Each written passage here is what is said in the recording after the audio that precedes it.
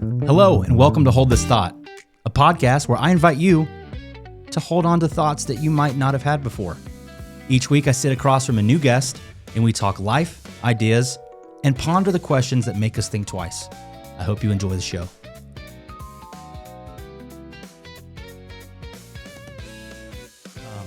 I just want to say, I'm glad that you came in the studio without shoes on, because every single time I have a guest, I wear shoes because it's like, hey, you're doing something, kind of official or whatever. But it's like, I'm in my own house and I'm wearing shoes. Yeah. So screw it. I'm actually taking my shoes off right now. Dude. I did. I'm done with with those feet out. I'm in my own house, and I'm wearing shoes. I probably won't do this with every guest, but I'm gonna take a note out of your book and just something about it. Just get free. Oh man, it's loose. I don't think I've ever felt the carpet with my bare feet before. It's nice. It's very soft. Yeah, it is. Dude. I appreciate the inspiration. What inspired barefoot life? Is that like a lifelong, like when you were a kid, were you barefoot in the yard? Was that your thing? Did you like to just be out in nature? Yeah. I mean, that's where it definitely all began. We weren't allowed to wear shoes from outside into the house.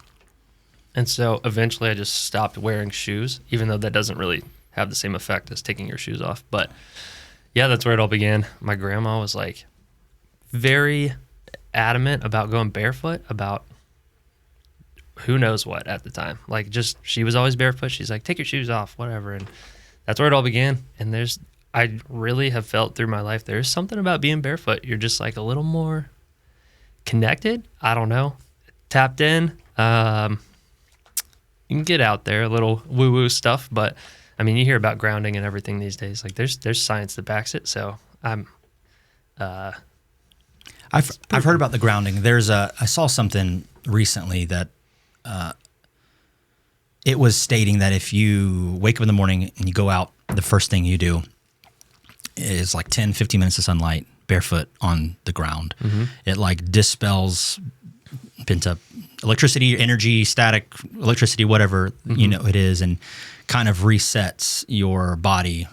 Maybe something with electrons and it's in your body. Something about electric ions or something like that. Yeah. And I really truly believe that when you are on grass, like when you're on ground, I believe there's something innate about all of nature that's within all of us too. And when you are directly touching it, you're tapping into something that goes beyond what we can understand. And it's a way, in a sense, like returning home. And there's a comfort that comes with it. And maybe it's not this like overwhelming feeling of ease, but like you feel it, like I feel it. And I actually went barefoot in high school a good bit in school, and it was much more frowned upon, but that's kind of where it all began. And then it went from there, and people call them foot prisons. Like I just don't like it. I don't like wearing shoes, and yeah. When you say you went through high school barefoot, like you'd go to class without shoes on? I would wear shoes to school, and then this was like when I was entering like a hippie phase for sure, and kind of anti-whatever, like going my own way. And maybe it drew attention to me, and that's what I was getting from it, some ego boost of being different. But I was like, I'm going to just like not wear shoes. And I would walk through the halls with no shoes on occasionally. It wasn't all the time, but sure. Yeah, that's kind of, I did do that. It's funny, I don't remember that. And we went to high school together. Yeah. Fun fact. We met on the lacrosse team. Yep.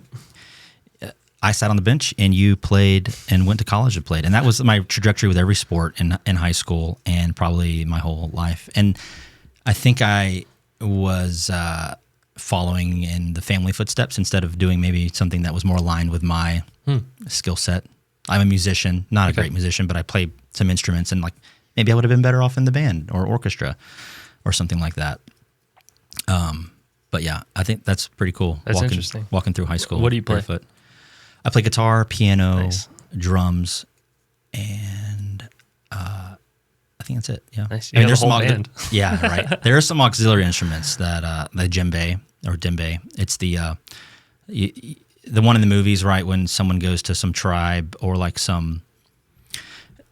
it's the drum that sits in between your legs on your feet, and then you hit the top of it. Nice. Yeah. Dude, what a beautiful sound for sure. It is a nice sound. I used to have one, but I sold it when my wife and I lived in an apartment because we needed space, and we had a very limited amount of space, Yeah. And so I ended up selling it, but yeah, the djembe and then the cajon, which is the box you sit on. It's like a rectangle, and you hit it in between your legs. I used to play that. Sweet. Yeah, maybe I should have been like one of those hippies in the woods. It's not too late. That's a good point. It's not too late. Yeah. Speaking of the woods, you lived in the woods. I did live in the woods for 5 months to the day. Yeah. That's crazy. April 15th to September 15th. Yep. Tax day. Why? What sparked that journey? What was the... Oh, man. There's many things that began it all. The ultimate reason was like a rite of passage kind of thing. Like I needed to prove to myself what I was all about, what I could do, resilience, all that stuff. But there were a lot of questions I also needed answered for myself. And I went out there to find solitude, silence, stillness, all the things you hear in self-help world or all this stuff, or Buddhism and stuff like this. Everyone just keeps saying like, just listen to yourself. And I was like, what does that even mean? Like, how do you listen to yourself with this noisy world? And the only way I could think to do it was like to actually just go be alone and for an extended period of time. So I did it. Yeah, I like that. It reminds me of, I've never done something like that. That's really remarkable. I read this book in, I would say I read it. It was an assignment in class in college, and I didn't read the full thing. I kind of like, read it. I looked for the key moments to make sure I could write the paper and sound smart, and I guess and make pass the class. But it was Walden by Henry David Thoreau, and I don't remember the quote exactly, but he one of the quotes that stuck with me, paraphrased, is, "I went into the woods to grab the meaning of life." It actually says in the book to suck out the marrow of the bones and find out essentially what life is about. And first when I saw on social media that you were doing this journey, I was like, my man, he's doing it. He's the modern day Thoreau. Because Henry David Thoreau lived in a cabin in the woods, cut off from society. Like, this is like maybe 1800s, maybe early 1900s. So it's like no technology, no electricity, cabin in the woods, 2 years, 2 months, and 2 days, I believe, is the time period that he did that. And so when I saw you were going on that journey, I was like, Miller is the modern Thoreau. I like that. It's funny you say that, because in high school I had a teacher who you probably know. I don't know if we share names here, so I won't do it. But come on, you gotta share the name. Do you have Miss York? Do you know who Miss York is? I remember Miss York. Yeah. Tall, skinny, in a good way, bubbly, so brown hair, shorter brown hair. Mm-hmm. Yeah, very nice lady. Awesome teacher. And that class was about, I hated language arts, which is hilarious because I wrote a book. But that was the first class where I was like, this is kind of cool. Like, there's something to it. The class was all about, it was Thoreau, Emerson, Robert Frost, like all those dudes who wrote about nature. They were kind of anti-establishment. They were like, I don't know. It was like a stick it to the man thing. And I said, as we've said, I wasn't wearing shoes at the time in school. Like, I had this like little hippie thing going on, and I was like, yeah, I like this. And Miss York's energy was just amazing as well. And there's something about that class that, not at that moment, but later down the line, there was a spark that had been, or a seed that was planted at that time, and it came to fruition later on. So I owe her a lot of gratitude for my journey, honestly. But those guys were the OGs for sure. I had it a lot easier on the trail. There's modern convenience. I had a map on my phone. Like, that's makes better. Yeah. Thank you, Miss York, for the inspiration. Shout out Miss York. Shout out Miss York. She's a real one. How many times did you shower? I guess, let's say, in 5 months. It took me 5 months. What would that be? 150 days or so. I would shower every 3 to 5 days. I ended up taking a lot of creek baths, like as much as I could, especially when it's hot outside. It was just nice to rinse off because I stunk. It's no joke, the smell. But the first 2 weeks I went without showering. I was like, I don't want to do it. Your plan was initially to do the whole 5 months without showering? No, not quite that. I knew I was going to have to shower, but I wanted to just see how long I could go without, I don't know why. It's not like a proud thing of like smelling the worst, but there was something about it. I was like, nah, I'm not going to shower. I'm not going to do any of this. And my first shower was in it was a laundromat. So I went and washed my clothes for the first time in 2 weeks, which is gnarly. And then I showered in the sink in the bathroom. That was my first actual shower. But then there's hostels along the way. There's showers you can rent, and they're out there. But yeah, out of 100, did you do a tent and a pad, or did you do a hammock? Okay, tent. People did hammocks. It's just not for me. Yeah. But I like having my own little space in there, which is very nice, and it's all closed off as my little cave at night every night. Yeah, no, I like that. Yeah.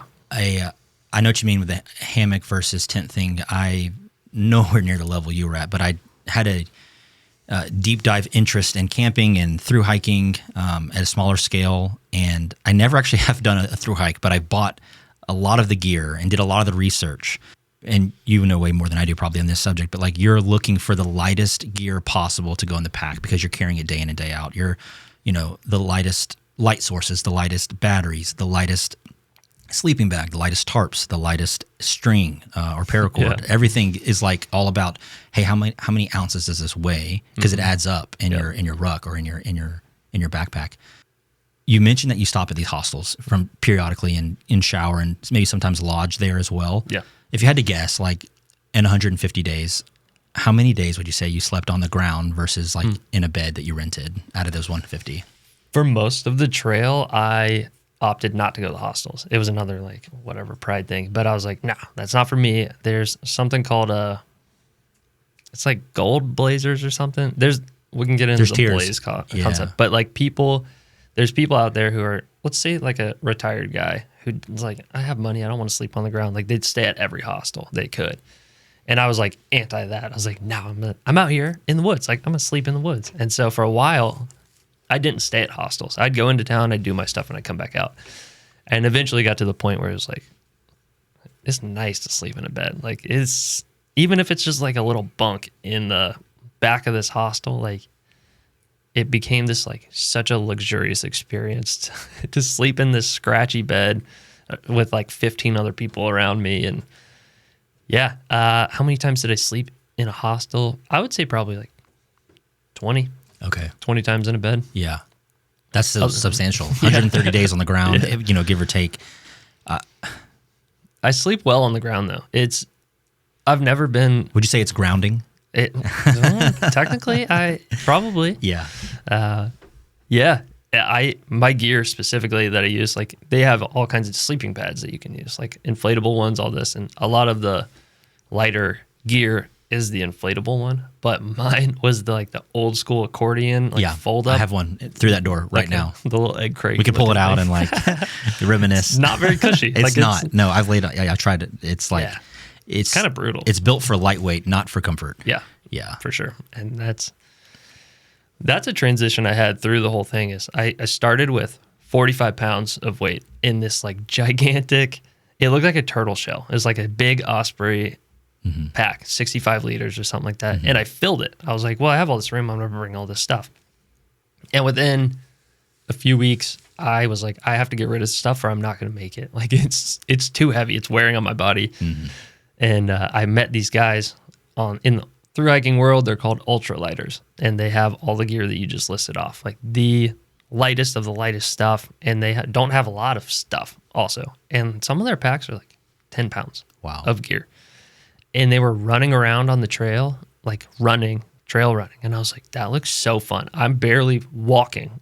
I want to be able to run a little bit. I want to do this. And so I started getting rid of gear. I talked to people and asked questions. And I ended up with like an 18-pound pack. I got rid of so much, and it changes things. Like you get rid of a lot of crap, and you can move fast. It's more comfortable. And what was one of those items that you, like in your research before going on the trail, you pack your bag before day one and you're like, this is going to come in handy. I'm definitely going to use this. I need this. And then whether it was 2 weeks or 2 months later, maybe you kept it for the whole time, but you didn't even end up using it that often. What's one thing that's like, I really didn't need this item, and I thought I did, not having gone through it. Yeah, dude, there's so many, honestly. The most, probably the funniest one is a portable bidet.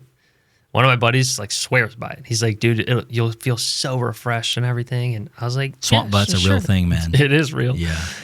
And I had one, and the first chance I got to send stuff home, I sent it home. I used it one time and was like, I'm filtering water that I'm going to use, and I'm not going to waste my time filtering water to squirt at my butt. Like, I'm going to just drink that water instead. So I never used it, sent that home. But like, I brought a knife out there. I brought pepper spray. I brought so much clothing, like multiple pairs of socks, all these different things of like, I'm only wearing one set of clothes at a time, and I'll change into clothes to go to sleep. And then I put the other ones back on. They're going to smell. Like, there's no avoiding that. It doesn't matter how many shirts I have. They're all going to stink. So I'll just wear the stinky one. And so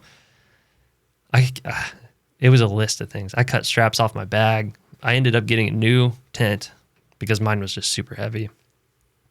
All kinds of stuff. But yeah, the bidet is probably the most ridiculous thing to bring out there. That's hilarious. What's one thing you acquired on the trail that you like maybe didn't even imagine, like a physical item you didn't even conceptualize before, like this will come in handy, or I would need this at some point, but then week 2, month 2, whatever, you're like, oh yeah. Someone maybe told you, or you've discovered for yourself, this is what you need. This is the one item that's going to like make or break it. Make or break. Honestly, this is probably make or break in a adjacent way. So I started out, I'm just going to say rain gear as my answer. So I started out with a raincoat. It was like Frog Dog, buy it from Walmart, like raincoat and rain pants. And I was like, cool, that'll keep me dry. I have a little cover for my pack. And within the first week that I ripped the pants and I was just sweating in them. Like, I was more wet wearing the rain pants from sweat than the actual rain. And then I was the same thing with the top. I was like, I can't do this. Like, I'd rather just walk in the rain. And I walked into town as I was throwing my pants away, and someone is putting a like tarp around them. And I'm like, what is that? And I talked to them a little bit, and they're like, it's a rain skirt. And I was like, what do you mean? What's a rain skirt? And it's literally just like, it's the size of like a towel that you dry off with, and you wrap it around, and it's waterproof, and it Velcros, and it just hangs down. And so I would use that and cover my hip belts and everything, and it hang down to like your knee or a little below your knee and keep your lower half dry, but there was airflow there. And then I used an umbrella. I mean, I literally looked like Mary Poppins walking around. It was ridiculous. I looked so stupid, but I was cool. Like, I didn't have anything up top. Yeah. I had this umbrella, which did snag on trees and was incredibly frustrating at times. And if the wind's blowing hard, like, you can't use an umbrella. So it had its drawbacks, but it rained so much on the trail. It was the wettest year on record. It rained probably at least a third of the days I was out there. Wow. And I talk about it in the book a good bit, but you couldn't dry. Like, it rained so frequently that your stuff didn't have time to dry. So you were just putting on wet socks and wet shoes and wet clothes. You'd get out of your tent and it's raining. You pack everything up wet in your bag, and you get to camp and unpack it and everything's still wet. You're like, it was miserable. People were getting trench foot, crazy. And so the rain gear saved my mind. And that was the only reason I finished, because it kept me sane-ish. Yeah, that makes sense. So I'm a little bit familiar with trench foot, but can you break it down a little bit? I imagine it's a water-related encumbrance of the foot. Yeah, that's my understanding. Is it like what is that exactly? It's like where my understanding, and this is probably also so incorrect, but because it's not drying and it's in an enclosed dark space, it just kind of breeds fungus, I guess, or something like that. And your foot just starts to rot, basically, because it's like in this just wet box all the time. It stinks. Yeah. I think it's just your foot begins to like die a little bit. Wow.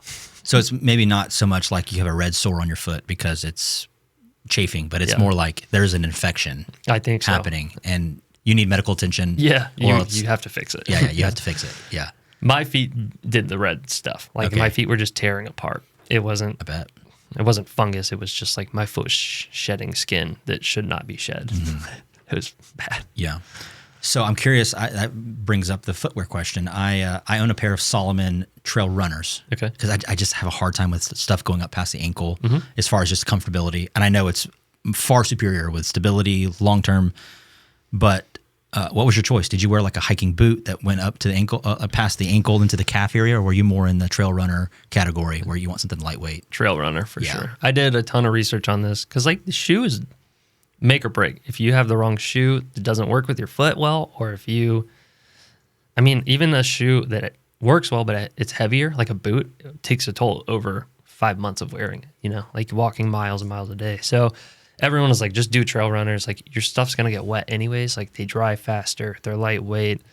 And I did a lot of research into like zero drop shoes. So like there's no heel I heard about those. thing and the wide toe box so your foot can splay out. And because apparently your foot also grows on trail because it's just it's like a muscle. I mean, there's muscles in your feet and they're growing. Yeah. And my foot grew a full size out on trail, which Really? and it stayed. It's not gone back. And it could be because I just keep walking around barefoot and keep them strong. But what size do you wear? 12, 13, 11? 11 and a half now. Okay. Yep. And I chose Ultra Lone Peaks. That's okay. And I wear them everywhere now. Yeah. It's just like my shoe. Yeah, I remember seeing the zero drops when I was buying my Solomon trail runners, and I bet that they are advantageous when you're doing something like on the trail, like going on the trail. But for me, I don't think it. I think I tried them on, and it didn't feel like it takes some getting used to, right? It does. It takes. I wore them for a full month leading up to it because I heard if you're transitioning from a normal shoe that you've worn your whole life with a heel pad, and you go straight to the zero drop, your whole like foot works differently, and your ligaments are used to being in one position, and now they're in this position. And a lot of people hurt their Achilles or get something wrong with their foot, like plantar fasciitis or something like that, because they switch and didn't prep, and then they have weight on their back, and then they're walking 5 times the mileage that they would normally. So yeah, I personally recommend it to people because I have had a great experience with it, but I'm sure there are people out there that are like, no, not for me. Yeah. It's just a personal thing, I think. So yeah, it's whatever. That makes sense.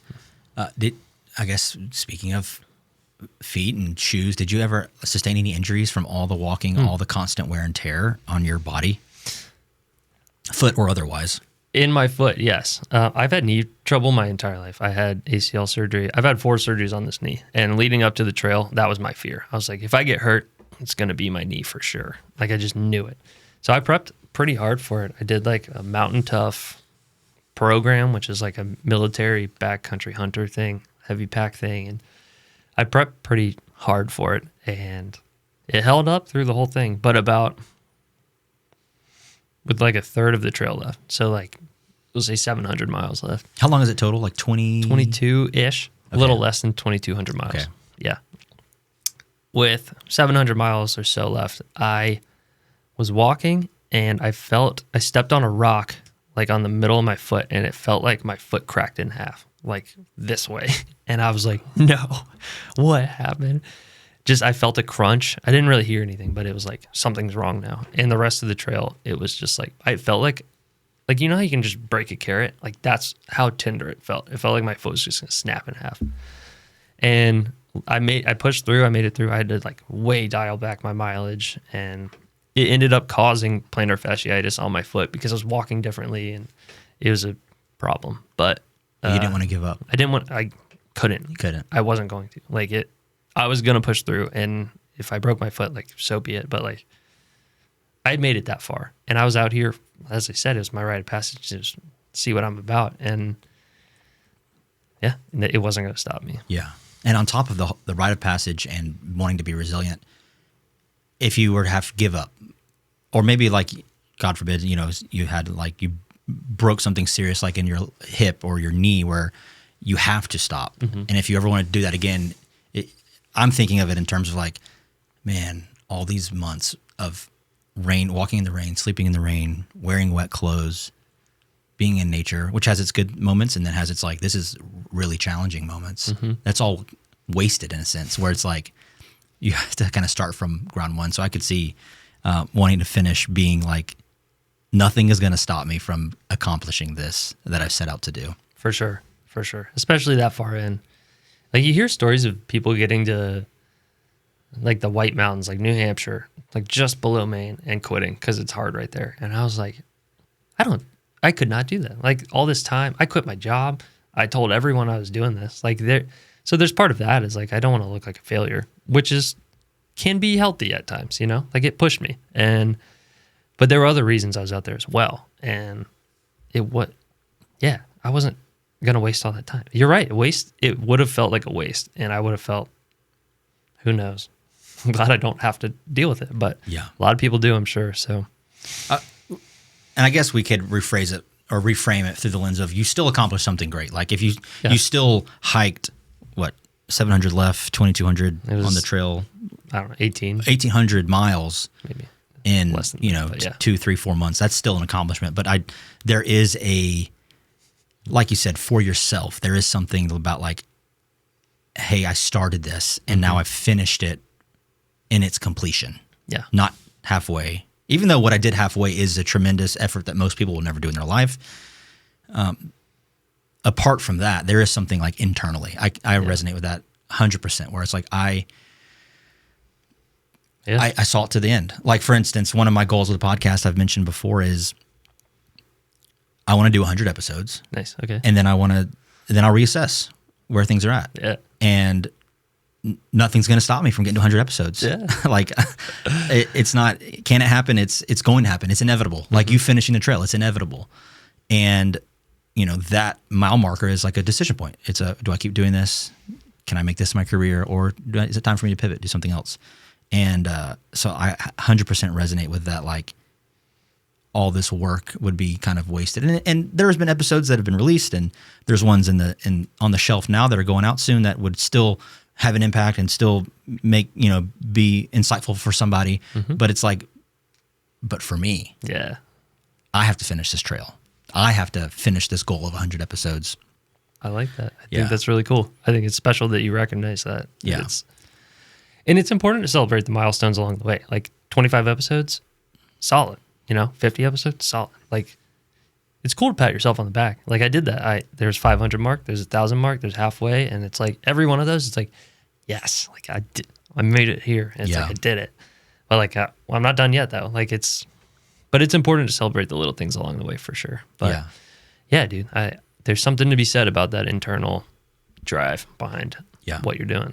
And even for me to take it a step further, I'm definitely the type of person where if I don't set a goal or if I don't set an objective that I'm trying to reach, if I'm kind of just doing it because it's fun or because I might find a meaningfulness from it, then once the wind comes out of the sails, like I go to edit a video and the audio quality is all off, but the person watching the video doesn't care about that. They want to hear a good quality video, or else they're going to go to listen to someone else's podcast. And so now I have to spend all those hours persevering through that challenge. And I imagine it's the same on the trail. I mean, obviously way more serious, but the hardships you're facing on a Thru-Hike of the Appalachian Trail is like, nobody cares. Like the people from high school, the people that are on your social media that see you, not that you're doing it for them, but like that's a small piece of it. It's like those people don't care about why you would potentially quit. They just, they want to celebrate you accomplishing the end goal. And so it's like, you have to pull your pants up and get to it. Like, 100%. Whether they're wet or not. Yeah, right. Yeah, dude, you're right. There's a bunch of stuff behind the scenes that no one cares about, but is required and necessary for all of it. And that's where it really like matters if you're showing up or not. And that's the only way you can show up there is the internal drive. Like it's not, there's zero external drive there because no one sees it. No one cares about it. It's irrelevant to everyone. Exactly. But it's necessary. It's kind of like Elon Musk. It's kind of like a far example, but I think about this all the time. Like people see his success. They see, he's this billionaire. He's got all these companies, Tesla, SpaceX, all these crazy things going on. He sold PayPal for hundreds of millions or maybe even tens of millions, whatever the number was back in 2006, whatever, when that put him on the map. But they don't see Elon Musk sleeping on the factory floors of Tesla 2014, 2017, when he's in his bubble. That's his bubble. He's in his operation. He's in his business, grinding, sweating, like forcing the thing through. He has that same thing. This is inevitable, and I'm going to have to do what it takes. But people don't see that. They'll even if you heard about Elon Musk for the first time today, which you live under a rock if you did, but you see, oh man, he's this billionaire, he's the richest person in the world, blah, blah, blah. But it's like nobody takes the time. And maybe you do take the time to read that story. That's a cool story, motivational, but nobody really cares. Like, Because if he doesn't do those sleeping on the floors in his factories to like working 18, 20-hour days when it's failing, then you don't get to the end result of the success that he has today. Same with the podcast, same with hiking on the trail. Yeah. If you don't spend the month before your Thru-Hike breaking in your shoes. Yeah. If you don't dwindle down your pack from 20 something, what was it, the original weight, whatever, 45 pounds 20, to 18, 20 pounds. Like those are cool, inspirational details. But if you don't do those things that it requires to put yourself through to the finish line or to the next checkpoint, people are inspired by those when you're successful. Yeah, but there's right. no inspiration. No inspiration lies in those acts itself. If we end up giving up, or we end up like calling quits, or we end up betraying ourselves along the way. 100%. I like that. The book wouldn't have happened if I hadn't finished. The blog wouldn't have finished. Like, and none of that stuff would have mattered at all because I didn't finish. Like, it's not cool because I didn't finish, That's whatever. I love what you're saying there. I heard it recently described as a tree, and like the seed of the tree is growing, but it grows down first. The roots are forming, and they have to go through this resistance. They're pushing through the soil and doing all that, and it's completely unseen. No one knows anything that's going on. And then it begins to come up, and that's what everyone's seeing is the tree coming up here. But it's equally, if not more so, pushing through underneath, down in the dark where no one's looking. And only because of that can this tree be up here and produce flowers and fruit and all that. So that metaphor resonated with me, and I think it is innate to life in general and anything that comes with growth or accomplishment. Yeah, Absolutely. it's that dark, less fun things. Yeah. I say recently, within like 2 years, I planted a small maple tree. Not maple. What's the one with like the red flowers? Japanese maple? Yeah, Japanese maple. It is maple. It's like this tall when I planted it. And in my head, I'm like, I don't know anything about gardening. I see it at Home Depot or Pikes or whatever. I'm like, oh, that's going to look cool in my yard. Let me find a spot for it. I don't even know where it's going to go. I'm going to go create, right, in the yard, find a spot for it. And I plant it, and it has like, 12 small little purple leaves on it. I'm like, this is going to be great. Red, purple leaves on it. This is going to be amazing. It's going to grow into this beautiful tree. And it's been 2 to 3 years since I planted it, and it's maybe grown an inch. It's maybe added 5 to 6 leaves. Mm-hmm. And on one end of the spectrum, I'm looking at it like, all right, little buddy, like get bigger, like come on, grow. man. I'm watering you. Like I'm making sure like weeds and other things don't like encroach on your area.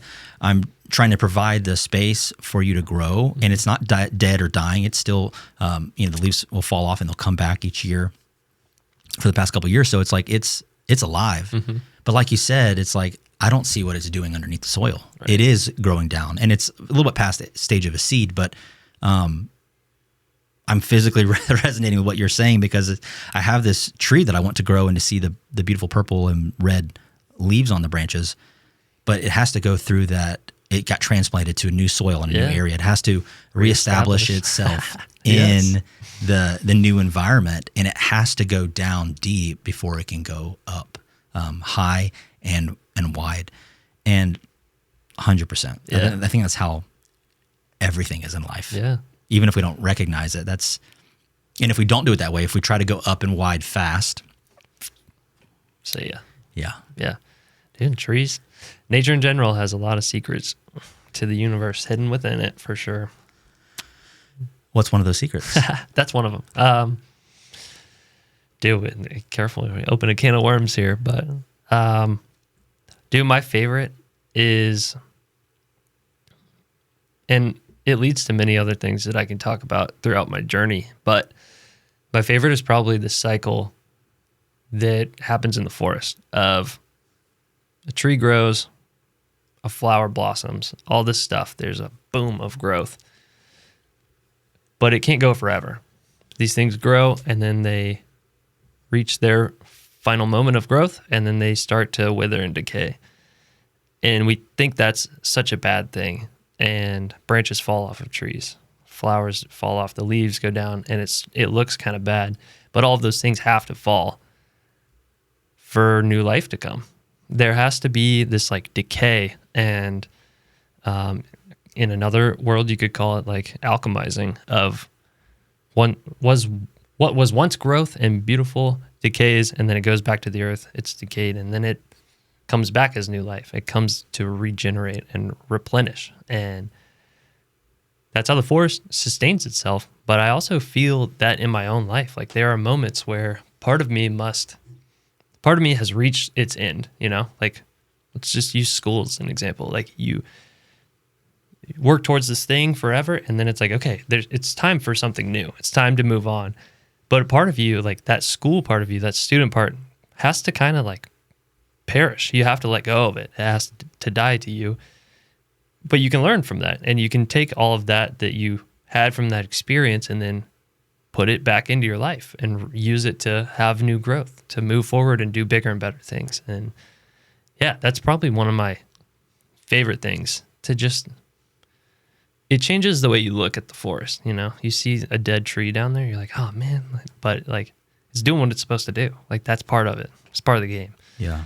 But yeah, I find that very significant in life, to be able to overcome negative things, supposedly negative things, and to use them for a more positive outcome, I guess. Yeah, I love that. I meant to ask you earlier, you mentioned seeing the flower grow and then fade. I assume you went in like spring and summer. That's probably most people do. What were the dates that you actually did the Thru-Hike of the Appalachian Trail? Started April 15th on tax day, and I ended September 15th. So, and that was up in Maine, so it's not September in Georgia. Yeah. So you started in Georgia and go to Maine? Yep. I've heard of people doing it either way. What's best, or most people do it north to south. How I did it from Georgia to Maine. It's called just northbound, and then but there are southbounders as well. They're kind of like the oddballs, but yeah, many people do it as well. It just depends on your schedule when you can do it, but weather is different. All kinds of things. But a lot of people also, it's called flip-flop. You can like hike half and then jump and then hike the other half, and you can do that different ways. But gotcha. Like you catch a flight, go up to the top and work it back like if you have to start later in the year or something. Because the park at the end in Maine closes October 9th or something like that. So like you have to beat it, or you have to like do that section and then come back down. So people do all kinds of stuff. Yeah. It all counts. What did you eat when you were on the trail? Do you take the little MREs, fill them with boiling water, or is that like, that's not the real life? Or is that real life? No, a lot of people do that. I did my own version of it. I started with a stove, like a little, I didn't have a jet boil, but basically that, like a little camp stove. And I started out with a few of those meals, like the freeze-dried stuff, and you pour water in. They're good, honestly. Like later on in the trail, like that was like a luxury item. It was like, I can get beef stroganoff out here. Like this is nice. And they can add up on the price though. It's expensive, yeah, super expensive. And I didn't have a job. I wasn't trying to spend a bunch of money out here. So my dinner every night was a pack of ramen, potato flakes, and then 2 packs of tuna. Because I had to get some sort of protein, and it's hard to do that. And eventually I hit this point, I talked to you, I was like getting rid of a lot of weight, and I got rid of my stove, and it's called cold soaking. And it was like a Talenti gelato jar. And I'd put all that stuff in it and pour water in like 3 hours before I got to camp at night, and it would just slowly rehydrate. And it was just this like bowl of slop at the end of the day. But it was the best thing in the world. Like I looked forward to it so much every time. And that was my dinner every night. Other than that, I ate tons of peanut butter, tortilla stuff, bars, so many bars. I can't eat Cliff Bars anymore. I never really liked them anyways, but I ate so many bars. And yeah, that's what I ate. It wasn't very diverse of a diet. There were very little vegetables out there. But every time you go into town, it was like, I'm getting burger and fries and veggies and just load up. Yeah. But yeah, you could eat anything out there. Call it hiker hunger, because you just eat and eat. Oh yeah. But, yeah. I mean, your body's constantly working. You're constantly shedding calories off through exercise. I mean, it's an exercise, and you have to replenish those. Yeah. And did you lose weight, or did you gain it from the muscle mass? I lost weight. Yeah. Big time. Yeah. I mean, it's really hard to fill those calories. Like you have to carry it all. So like you can only do so much. I looked emaciated when I got off the trail. Like I looked bad, but my legs were strong, but I looked so skinny. It was weird. Took a while to bounce back. If you had to guess, like how many pounds would you say you lost from April 15th to September 15th? I have no idea, but I would say probably like 15 to 20 pounds. Yeah. And I'm not like a big guy. Anyways. You're not big. It was, You're normal athletic build. So that could eat away at your margins. And I wasn't even like shredded or anything because I wasn't using my upper body at all. It was just, I was just like super skinny. Yeah. Yeah. Your quads were probably huge though. My legs were like, it's like someone cut me off at the waist and put a different body on top. Yeah, it was weird looking, honestly. Did they call you Quadzilla on the trail? No, unfortunately. There is someone out there. He's like a famous influencer hiker now. His name is Quadzilla. Really? Yeah. That's hilarious. Like some bodybuilder or something that does it. But yeah. What was your goal mileage per day in hiking to like, hey, if I do this, I'll meet my goal of 5 months? Mm-hmm. My initial goal was like 4 months. I wanted to finish fast. I wanted to get back home. Like I missed my friends. I missed everything. And so to do that, the goal I think was like 20 plus miles a day. Maybe. And that's what you were doing maybe the first couple weeks. The first few weeks I was doing like 10 to 15 just to try and like get into it and not hurt myself right off the bat. And then I built up to 20-mile days is what I was trying to do. But then it just took a toll and my body started to hurt. And I also realized like maybe I don't need to be home like as soon as I wanted to be. Maybe I need to be out here a little longer. Maybe I should take my time and like enjoy the whole process of this thing. And I'm out walking in the woods every day, you know, like I'm gonna have to go back to a job. What am I rushing for? And that didn't come until like weeks into the trail and I started to realize things. But it ended up, I probably was on average 18 miles a day when I was hiking. And I would take days off every now and then and be in town and do things and enjoy that side of it all too, which is a lot of fun as well. But yeah, 18 was about my average. Gotcha. How many days would you say were like rest days? Like you're not hiking at all, you're in town, or maybe you're just in the woods, just like recovering. Like how many of those days were sprinkled in on that? Like if you had to guess like a number throughout the 150 days? So there are 0 days is what it's called, taking a 0. It's just no mileage. And then there's Nero, which is like almost 0, where you like walk a mile or two into town and then go back to the trail and whatever. And I count that as like a rest day. Like that's not really hiking. But I would say 15 to 20 again. Like it was probably around there, and those were all probably in the second half of the trail. Like I didn't take any zeros or anything for a long time. And then I was like, I need a day off. Like I'm hurting. Yeah. And yeah, they started to add up at the end for sure. I can imagine. You think about regular life. Most people work 5 days a week and they have their weekends with their family or whatever, do what they want, go to concerts, travel, take vacations. But when you're hiking the Appalachian Trail, you're hiking, especially for you, the first half, over 1,000 miles, Monday, Tuesday, Wednesday, Thursday, Friday, Saturday, Sunday, and then it repeats. And I just can't imagine doing like 7 days and then it starts over without like the break, man. That's crazy, dude. Dude, days like ceased to exist. Like the days of the week they weren't relevant at all. It was like an entirely different way of living than I've ever experienced. Like time changed for me. Like it was just like, I'm out here and today's Monday, sure, but like it doesn't matter. Like I'm doing the same thing every day. It doesn't matter.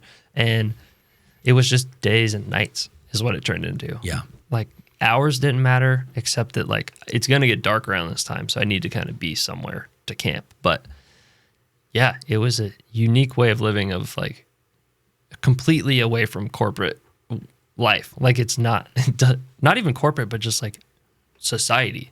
Yeah. Modern civilization. Yeah, exactly. There's no rhythm there's no cadence of school buses are running Monday through Friday, but they don't on the weekends. So that affects the traffic patterns. There's no like the things we think about in our normal day-to-day life. Those things are just stripped away. Like 4th of July, you're on the trail. You're not at a pool party or at a fireworks show. Yeah.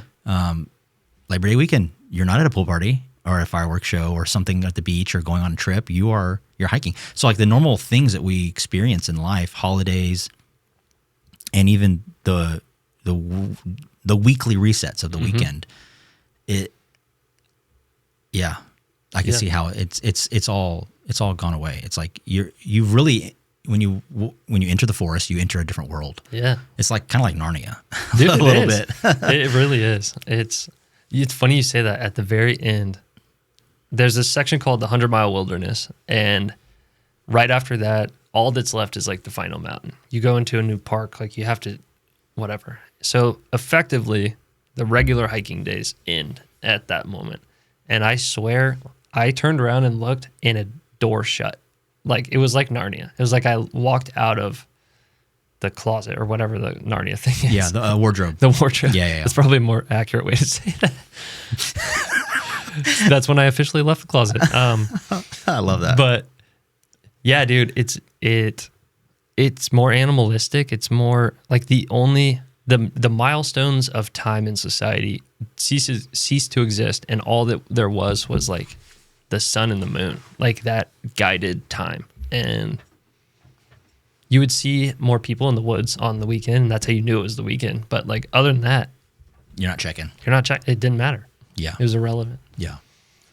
What was your favorite moment from the entire trip? Something you saw, something you experienced? It could have been a physical site or a landmark, or it could have been a moment of revelation.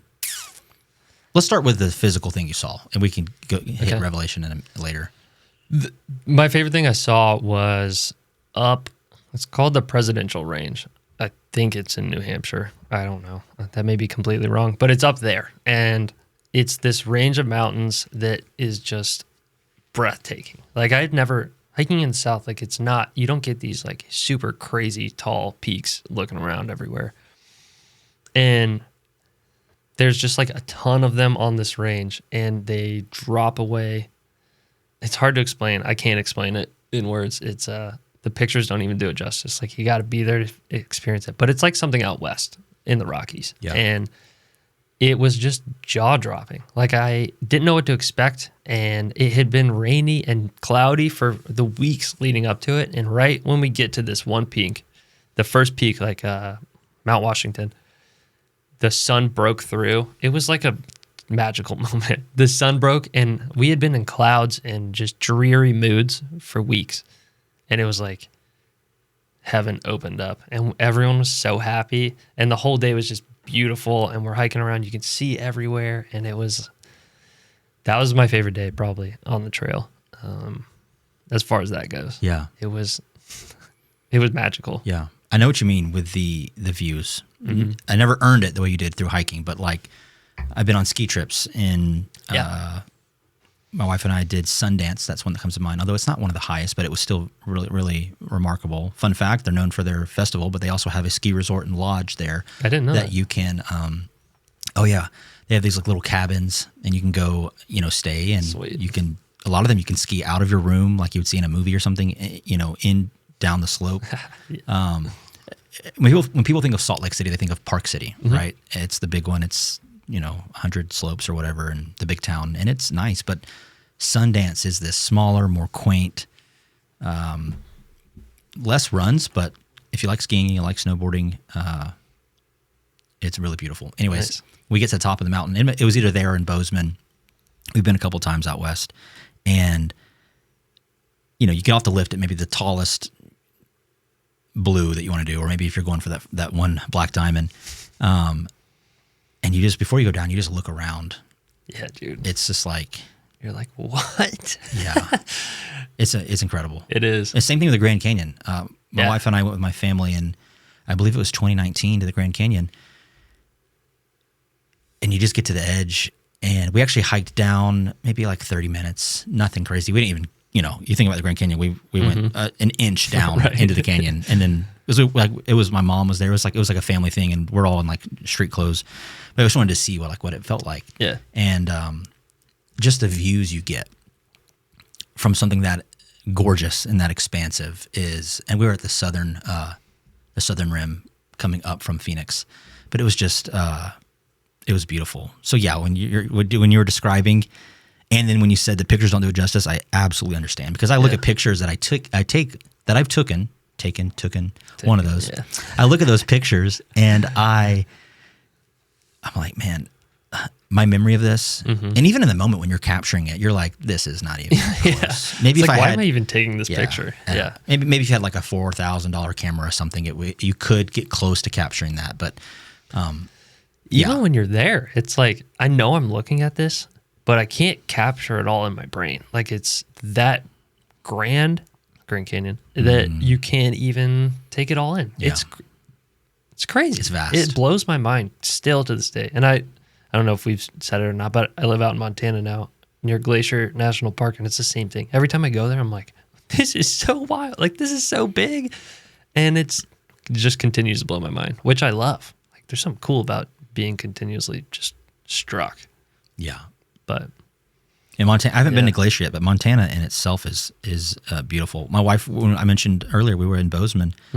We did a little maybe half-day trip where we drove to Yellowstone. Nice. Drove in and around. It was the wintertime, so a lot of the roads were closed, but I think we're at the north end because we were in Montana, and we went to some of the hot springs and stuff, and kind of and then drove some of the roads, and it's just so vast, right? You're on this man-made road, right? You're in a man-made car, but then everything outside of that little lane that you're in, literally driving lane of the road, the 2-lane road, you have mountains and woods and rolling. Where we were at, I remember these rolling big hills, like just going on for miles in the forest, and you have the elk and all of. We saw a wolf. It was really cool. Yeah. Maybe like 300 yards away, but it was like, so you're in this place of nature, and you're just like, wow, I'm so small. I am so small. My world is small.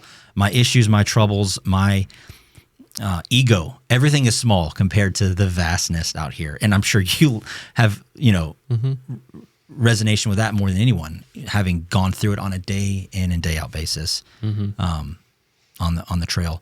I'm curious, as far as wildlife goes, did you see anything out of the norm, crazy mountain lions, or I'm sure you might have seen deer at some point, like along the way, but like what, did you ever have any encounters with any animals that like stand out as like being memorable? Yeah. I guess a few. I'll make them quick, but I saw my first porcupine in the wild, which was crazy. For some reason, I thought they could like a Pokemon or something, they could just like flex and shoot their quills out, which is not the case. But someone told me that later. But it was right outside my tent, and I was like, oh my God, I could see through the mesh. I was like, that's a porcupine. That's crazy. And then it shot up this tree, like climbed so fast. Just crazy. I didn't know they climbed. I didn't either. It blew my mind. So that was just cool. But a lot of black bears out there, which I came to realize they're just kind of like big raccoons. Like they just skittish off. And so that was nice. The craziest story about an animal is my friend, actually. I didn't experience it, but we hiked together. And we were at camp one night up in Virginia somewhere. And he goes to dig a cat hole, which if you don't know or people don't know, it's what you dig a hole in the ground to poop in it, and that's how you poop in the woods. But he was digging this hole, and he's squatting down, and he looks up, and it's dusk right now, so it's hard to see. And he looks up, and he makes eye contact with a cougar, like 10 yards away from him, staring back at him. And he's got his pants down. Like, he's caught with his pants down. He's as vulnerable as you can get, caught with your pants down. And he started screaming and stuff and ran back to camp, and nothing ever happened. But we were pretty on guard after that, and apparently they attack most often when you're like squatting down, like looking away or something like that. So if he had been turned the other direction, who knows? Yeah. But that's probably the craziest experience with animals. A lot of snakes, a lot of mice. The shelters have a lot of mice, so just keep that in mind if you're going out there. But yeah, it's just, they're all over the place, all kinds of animals. That's crazy. If you had to like guess how many snakes you saw, the reason I ask, I wouldn't say I'm deathly afraid of snakes, but I'm like you're reasonably afraid. I'm like Indiana Jones. I don't know if you're a fan. Yeah. There's that movie where he gets dropped in the pit of snakes as one of the trials he has to overcome, and he's like, snakes. Why does it always have to be snakes? That's me. I'm like, I get snakes and spiders. I can kill a spider, blah blah blah, but they just give me the goosebumps, the heebie-jeebies. Yeah, the heebie-jeebies. So, like, how many snakes would you say you saw? Just so I can get those heebie-jeebies right now. I mean, over 20 for sure.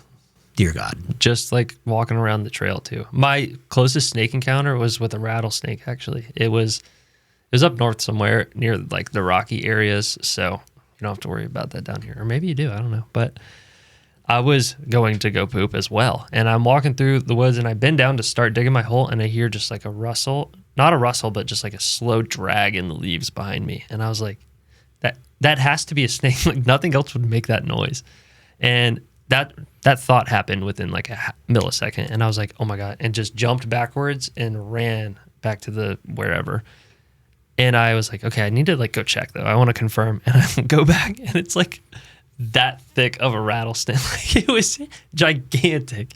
And it was 2 feet from my ankle. Like I could have for sure died that day. But wow. Maybe they're nicer than we think. Yeah. I've heard that They just want to hang out. Yeah. They're not looking to actively hurt you. They're more defensive, right? If you get close, they're going to defend themselves. They'll perceive maybe approaching as a threat potentially. I really wonder if they can like sense goodwill, intention, or goodwill or something. Yeah.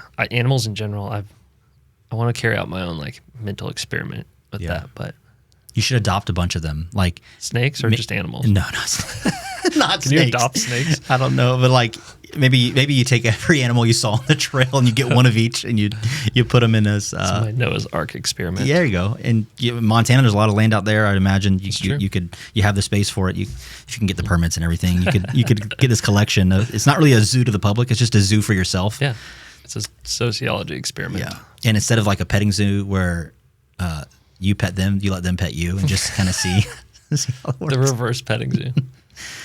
I don't know about that one. Yeah, it might backfire. Someone out there will do it for sure. Oh, it's probably braver souls than I. Yeah, I cut off at snakes.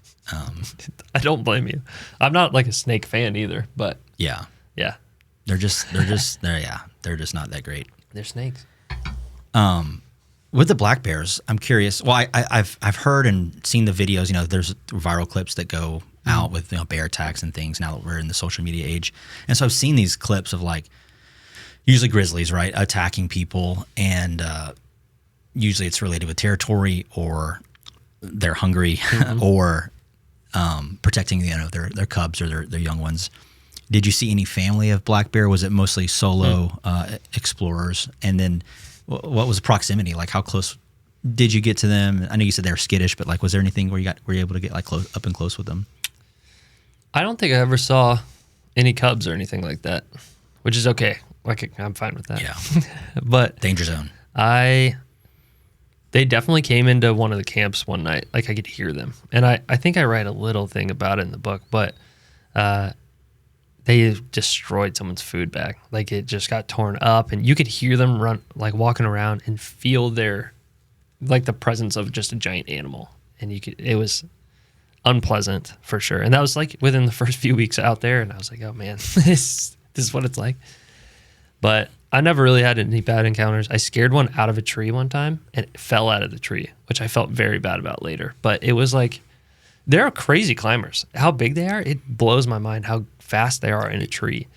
But it was probably like 20 feet off the ground. And I was walking through, and it was like on a power line, and I could see it. I was like, oh my gosh, that's crazy. And I stepped on a twig or something, and it looked at me and fell out of the tree at the same time and smacked the ground and just ran away. Like, so you unintentionally scared it out. Yeah. You weren't like hollering. No. You can't do anything about that. Bad.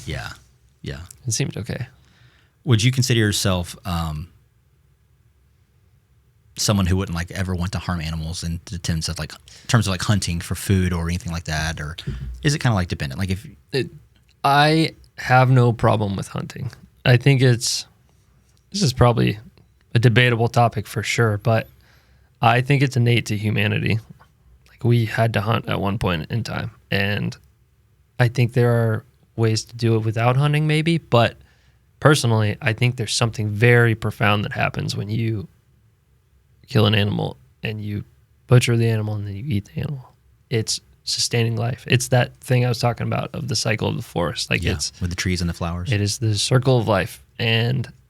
But it's not like a all for me kind of thing that happens when that happens. It's like you respect the animal and you feel this like just intense connection to life as a whole. And like it's a sad moment. Like basically every time I mainly hunt deer, but every time I've killed a deer, I've cried. And it's like a gut-wrenching moment because you took a life. But at the same time, like, it is a sacrifice. Like, maybe they are there as something that can be sacrificed, and it's for me to continue it onward or something. And I don't know. I've thought a lot about it, but I don't have good words for it all. But I don't believe in just killing animals. Like, that's crazy to me. People that harm animals, it drives me crazy. But if I'm going to eat the animal, if I'm going to treat it with respect, and it's going to propel life and for me to do more good in the world, then, like, thank you. Yeah. Thank you to the deer. No, absolutely. It's one thing to kill for sport, Mm-hmm. and it's nothing to harvest from nature Yes. in a way that sustains you, brings sustenance to you or your family. Yeah. I mean, you think back 2,000-3,000 years ago, right? Like, we hunted for food, like you said, and we gathered for berries and anything in the wild. There wasn't a developed crop culture of farming and building an agricultural society. And not to go too political, but you have these groups now that are anti-killing, eating meat, anti-killing animals, and it's become this politicized topic. And it's like, you probably wouldn't be here if no one in history ever killed an animal. Mm-hmm. Because to get protein and to sustain human life and to multiply thousands and thousands of generations, I know I'm going on a deep random rabbit trail, but the point is, if our ancestors only ate berries and nuts, there'd probably a lot less of them to have reproduced and brought those same advocates that are saying killing animals is wrong and you should never eat meat and you're murdering wildlife and they have rights. It's like, I know that's a very niche perspective of the world, but it's like, you probably wouldn't be here to say those words if we didn't hunt animals throughout history to provide sustenance. Yeah. I think it's easy for a lot of people to say a lot of things these days with the disconnection to food that we have. No one knows where their food's coming from. Especially, it's different where I live now. Like, I've worked on farms. There's a big, like, local food culture where I live now. But, like, and I'm not, like, bashing Atlanta, just cities in general, but, like, you can't have a farm. Yeah. You can't have farms enough to feed people in Atlanta. Yeah. And so food comes from somewhere else. And through that whole process that's happened 100 years or plus, like the industrial food system, we have effectively removed the connection to nature and where food comes from. And I mean, it bothers me a lot because I've seen what happens when I do reconnect to it. I have reconnect intentionally about it, and food has changed for me. And it connects me to life as a whole in a different way. And when I see people just only eating fast food and only eating this terrible stuff and wasting food, there's a clear disconnect. And that's a whole nother topic to get into. But yeah, dude, it's easy to bash anything like hunting or whatever, even gardening. Maybe people do, but like when you don't know what you're really even talking about, you've never seen it. I resonate with you 100%. And I would put myself in the middle of that because I didn't grow up on a farm, but I also can appreciate and understand the role that agriculture and husbandry and harvesting and raising cattle and animals for sustenance plays in our society. People like me who maybe grew up in the city or grew up in a suburb. I mean, I did too, yeah. Yeah, and we don't have the experience to see nature for 5 months straight. We're only used to seeing the meat or the food come out on a plate at a restaurant, right? Or under fluorescent lights in a chilled, refrigerated section at a grocery store. And it reminds me, my mom's side of the family is from South Georgia, so it's a whole different way of life. Like, for perspective, Gwinnett County, where I live in Georgia, over 1 million people. The county my mom was born in and where my grandparents and cousins live, 12,000 people. Yeah. So it's like probably even more rural than where you live in Montana. Yeah, definitely. Like flat farmland, people leave before they move there. It's like, and that's probably most of the country geographically, not where people live, but like if you look at the land in the country, it's like people most of the land is that their people are sparsed out in those areas. And I bring up that up to say is like I have a cousin I'm pretty close with, and we'll sit down and have talks kind of like this, where we just talk about life, talk about the differences. We joke about like the old children's book, The City Mouse and the Country Mouse, and compare our lives. We talk about things. And he grew up like slaughtering pigs, like over 20 pigs he slaughtered, and neutering them, like, and shooting household animals that you would like send to like get euthanized and have a funeral for here. Like you just shoot them on a farm when they start to die. And it's just the perspective is different. And he might shop at a grocery store. He might also hunt deer and get food that way as well. But he has, and people like him, millions of people like him, have this perspective of understands my point of understanding where our food comes from, what brings us sustenance. And when we live in like this encapsulated and closed perspective life, our whole life of maybe only ever living in a suburb and maybe never traveling outside of our hometown or where we live, and, or even in a city, like a big city, we, like you said, have a hard time connecting with where does this food come from? How is it brought to my table or to my refrigerator at home? How am I able to eat this? And I think when we open up our eyes to see the perspective, a broader perspective of where our food comes from, and food is really one topic that represents an entire cataclysm of topics. I'm going to get fact checked on that. I have this thing where I throw in random words that don't make sense. And it sounds good to me. Yeah, there we go. He sounds good to Miller. That's all I need. When we get so narrow-minded and we don't open up our perspective to where not just food, but everything else comes from, like how our society actually works, how the world works, both like with nature, but in other areas as well. It broadens our perspective and gives us insight into maybe things we hadn't realized before. And I think it helps us appreciate what we have a little bit better. 100%. I agree with that. Yeah. And it's no one's fault. I don't think it's like, I'm not going to point at someone and be like, you don't know what you're doing, because you've never, it's built into society. That's just how it is. It's easy. It makes sense why it is the way it is. But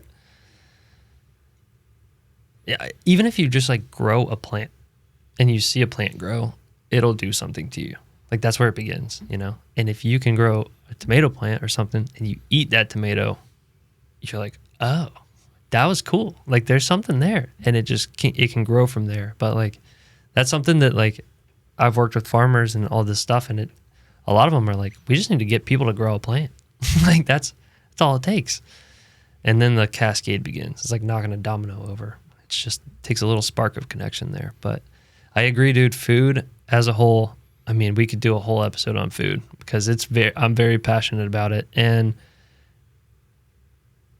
I mean, you grow up and food ties everything together. You have community around food, you have gathering, which I think is something we're lacking a lot today in general anyways. And I think that's what we need for society to heal and to continue on forward is connection. And I think food is a good way to do that. But so is conversation, which is what you're doing here. Yeah. And I think it's important for sure. Yeah. Sorry, that was a tangent. No, that's great.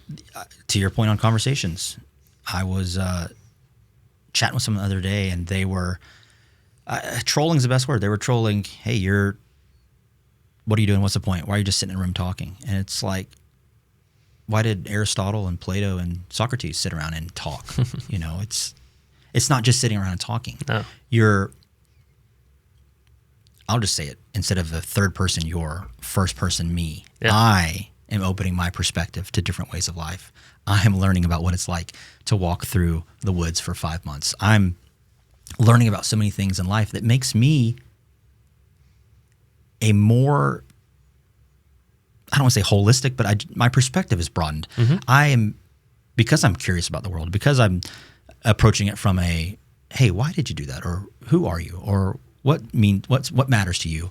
I'm taking little nuggets from every single person that sits across from me, and it's not just like, cool, that was a fun fact that I learned. It's like, no, it impacts me. It changes how I see the world. It changes how I interact with the world around me. It changes how I perceive and appreciate the things that I have. and the bed that I have to sleep in. I complain about my bed being too soft. It's Tempur-Pedic. It's a pretty nice bed. And I've been like, hey, babe, we need to get a harder mattress bed, like more firm, blah, blah, blah. And now here I'm talking to you about sleeping on the ground 120, 130 days out of your trip. And I'm like, holy moly, what am I talking about? Sleep on the floor, Christian, next to your bed if it's so uncomfortable. like, and not even to mention the people in third world countries don't have beds to sleep in. It's like having conversations that are real. It's not a waste of time. It's a way in which we better ourselves, because as you talk, you learn. As you share, you gain insight. And I think that the world could use more of that. Instead of being argumentative and judgmental and finger pointing and politicized, we could gain so much as a society, not just in the US, but around the world, from seeking first to understand and then to be understood. I like that. Yeah. The point you made about finger pointing and all that, it's all talking. It's all this way. And part of a conversation is this. You got to listen to. And that's something we're missing. It's listening to each other. Everyone wants to tell everyone how it's supposed to be. Everyone wants to say their point. But no one wants to listen. And I think that's the cool thing about being a host of a podcast, too. It's like you're basically a professional question putter outer and listener, and then you go from there. And I think that's a beautiful thing. It's a skill that a lot of people maybe don't have or haven't practiced, and I think it's really cool. So yeah, dude, conversation is a interesting thing to talk about. Yeah, 100%. If we are allowing more space for conversations that are real and authentic, I think that our society would probably heal a little bit. I agree 100%. I think healing is definitely needed these days. It's just evident. Like you can feel it that something's amiss for sure. Yeah. And it takes each other. It's going to take society. It's going to take community. It's going to take us leaning on one another and accepting that we are a community. The human race is a community to be able to keep it going. And I think we're headed in a weird direction of isolation and separation from community. And you can see the effect that's playing out like around us in society as a whole, across the world. And it starts right here. It starts with talking and listening. Yeah. And yeah. I think our smartphones have a lot to do with that, and iPads and all the technology. I had a friend on recently. He has a flip phone. Nice. 31 years old. Yes. Chose this for himself. Like, punk. Yeah. Like I'm rebelling against the trend. Had a smartphone before and just had this moment where he was like, this is taking away from my life more than it's adding to it. And I don't want that. And his wife has a smartphone. Like he's not making anyone else do it. It's like, this is his thing. And I've thought about that a lot since he was on the show recently. And it's like, how much time do I spend on my phone? Yeah, dude, it's sickening. Even with so in January and February this year, I did a no social media for like 60 days. Sweet. And it was great. But then I was going to other things. Like it helped me build this podcast because I wasn't distracted. But then I'm like on ChatGPT all day, all night. They got on the iPhones, they have that third button now on the newer phones where you can program it to like 10 different things. One of the options is ChatGPT quick button, like a hotkey. And so, cool, I'm not on social media now, but wait a second, I still have this device. And I'm maybe learning something. I'm researching things about the show or about life or like cooking methods or whatever. But now I'm still using the phone. I'm still tethered to this thing. And the point I'm making is that we're also tethered to our things, that it's disconnected us from each other, where what we're doing right now, live, not to make it weird, but we're breathing the same oxygen. We're in the same room. Yeah. We're looking into each other's like eyes. That, dude, if it's you rare. See people these days, no one looks at each other. It's crazy. I went to see Miss York the other day, and I went in the school, and it was like even when no one had the phone, they wouldn't look at each other. Like, what is missed about life when you don't look at another person and see that spark of life in there. Yeah. Dude, it sucks. Yeah. It's real, man. The Bible talks about the eyes being the gateway to the soul. And as a Christian, that's something that I not only believe in, but I think is like a super powerful principle. Like, even in like when I'm watching back at these videos of the podcast and I'm editing them, I'll realize like right now I'm looking down the table, or I'll look up and it's like, now I'm thinking deeply about this. Has my attachment to technology, screens, shows, iPads, whatever, has it made me not less of a human, but has it made me more incapable of having that eye contact? And sometimes I feel awkward looking at someone's eyes and talking, and it's okay to look around, but it's like I'm looking at myself on camera, and I'm probably just like overanalyzing it, but it's like I'm not looking at people in the face when I'm talking to them a lot, and it's like that's a problem. Yeah, like 1,000 years ago, 150 years ago, that wasn't a thing. Like you had a conversation and you could look them in the eye consistently. And I'm not actively thinking, oh, I'm nervous, I'm scared. It's just like, it's like a subconscious thing. Yeah. It's completely subconscious. It's like, yeah. It's just happening. It's just happening in front of us. And there's no, I mean, there could be an explanation, but there's no like, there's nothing that's been implemented to try and correct it or address it and try to rectify it. It's like, it's just part of it. Here's the new phone. Go get it and get the latest update and be more connected to your friends when it's really doing the opposite. Yeah, it's like a false sense of connection. But yeah, dude, I don't know. That's a whole nother rabbit hole. I have a question about the flip phone.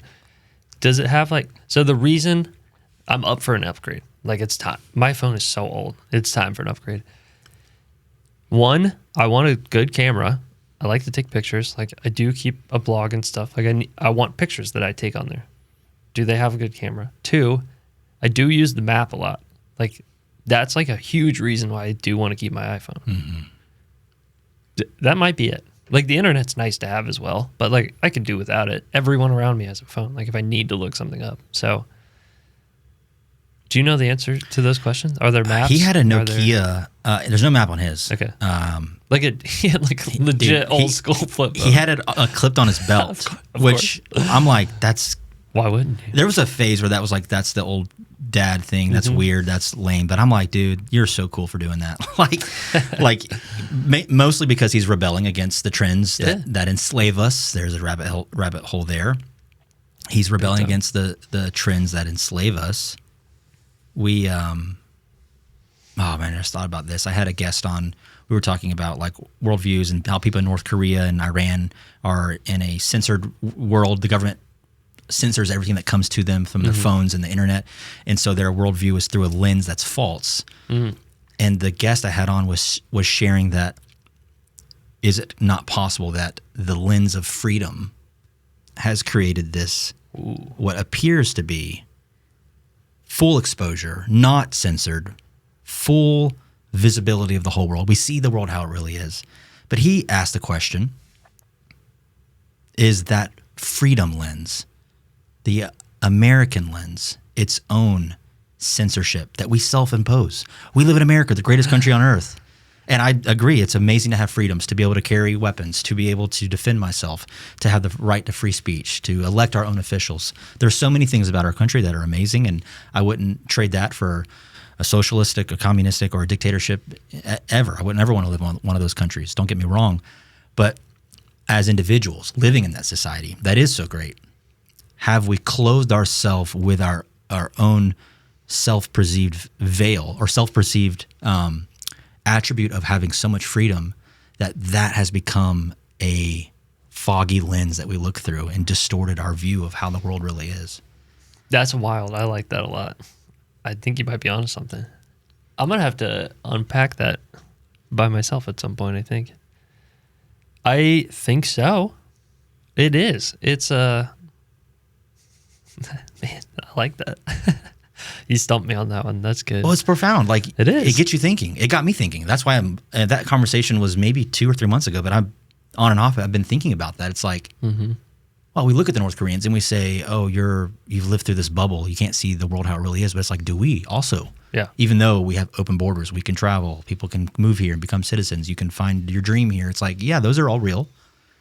But has that now also created a bubble in which we see the world in an off light? Also, with the algorithms and all this stuff, who's to say, like, what is even censoring? Like, is the algorithm a censoring thing in itself? You know, like it poses things to you and all that based on what your interests are. But like, how do you get those interests? It's like this like self-fulfilling prophecy of like, who knows what?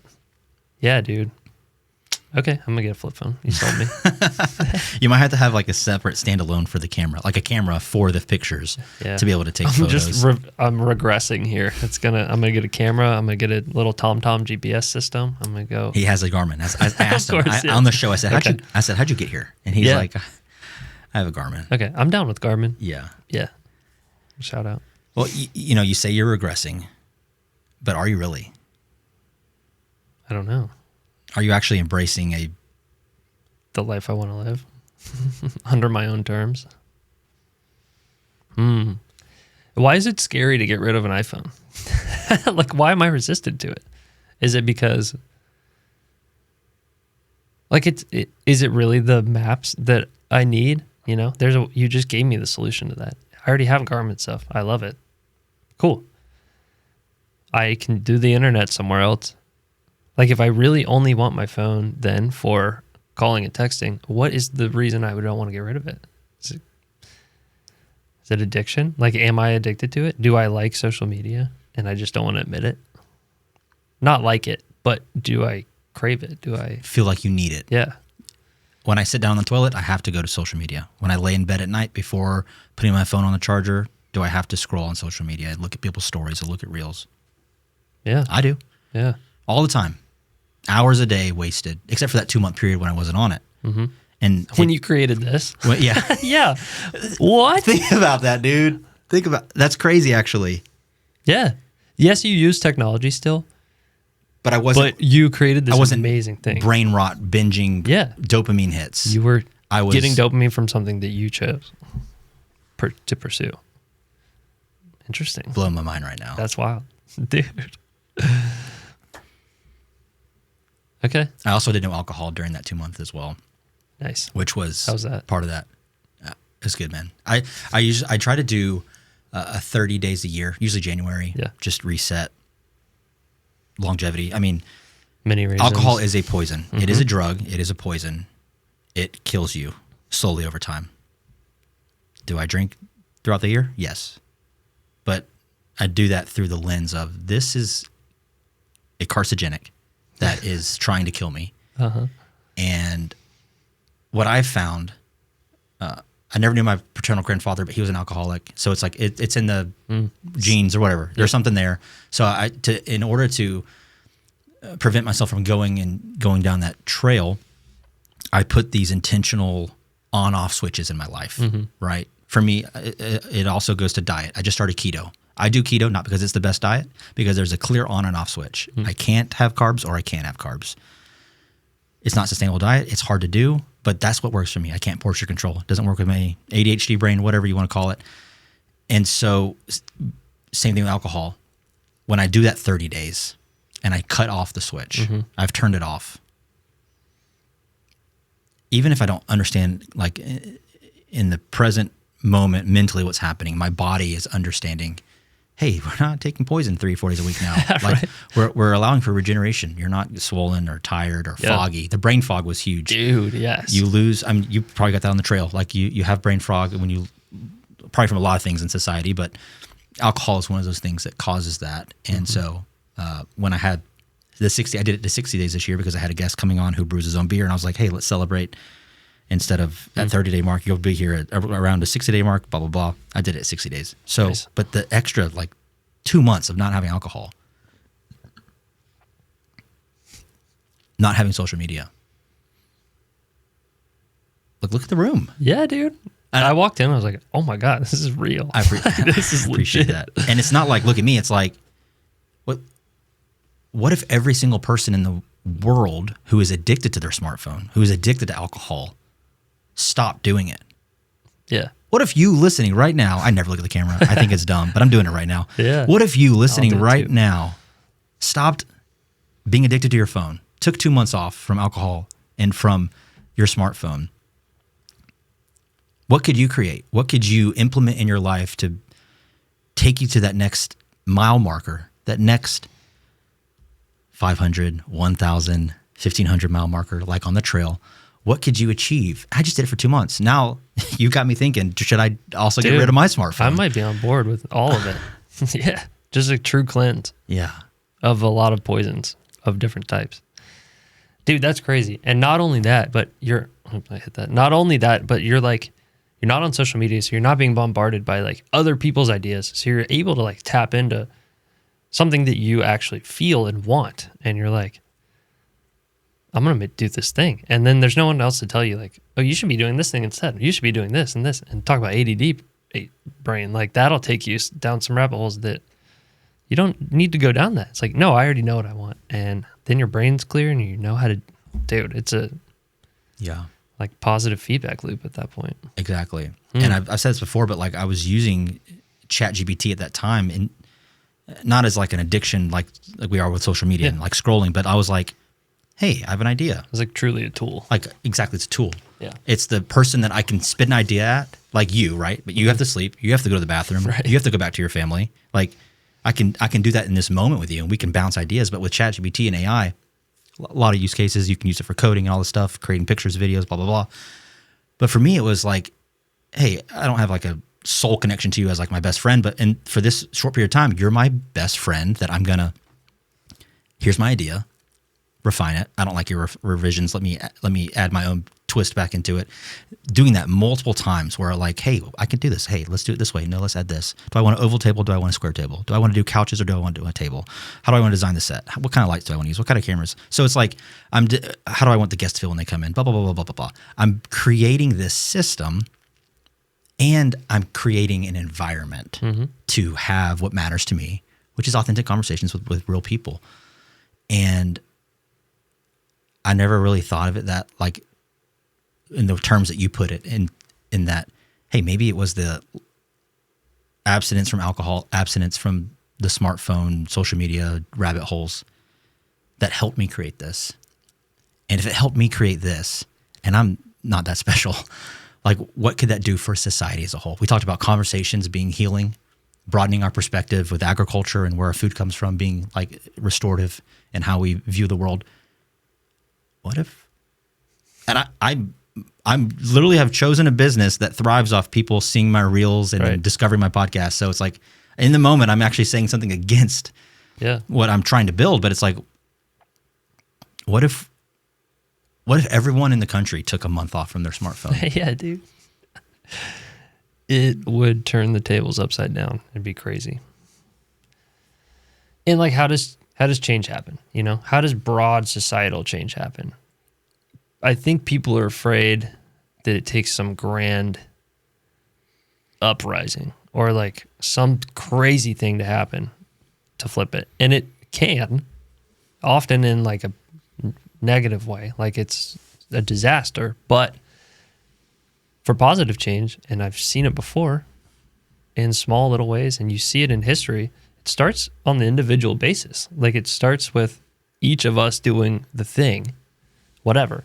And so like, what kind of world do we want to make? We want one with conversations. We want one with connection with real food. We want to gather. We want to do things. We want to make music. We want to enjoy life and like all this stuff. Like, how does that begin? Like, what you just need to do that yourself. Like, I need to do that. You need to do that. And it just ripples outward from there. Like you did that. You took a moment to basically turn inward, focus on yourself, connect with the thing that you wanted to do, get rid of the things that were blocking it for a month, for 2 months. And you did it. And it's like, well, what if that was just life in general? Like, what if that just is what my life is now? You know, like I can only imagine, dude. Because I've done it in stages, like little pieces too, for sure. I mean, book, different things, like, and it works. And I think a lot of us are just not clear in our minds. Like we're not there because of all these, call them poisons. like different kinds of poisons. But yeah, that's because if each person just did it, things would change 100%, even just a little bit. 100%. Let's Dang. For the 4 people who have made it this far, let's do a call to action. To not saying you have to first step, get rid of your smartphone, but why don't we do a first step like, hey, delete social media off your phone for a month. See what happens. What's the date? Oh, it's Earth Day also. How about that? Love that. That's crazy. It's the 22nd. Okay. I'll do it if you do it. I'll do it again. I just did it a couple months ago.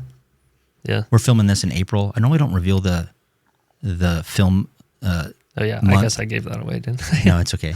No, I don't. No, I didn't even think about that. I thought about it with my own words of April, but that's funny you did. Only because it's like I have gotten some traction, and so I've recorded a lot of episodes, and I can't drop them all at once, so I'm on this delayed release schedule, and so this episode might come out in May or June. But anyways, I don't care anymore about that. That's how it goes. Podcasters do that. Yeah. You're doing it right. Good. Okay, I'm doing it right. But yeah, I'll do it again. April 22nd. What about like May? I know that's... Yeah, we'll push it.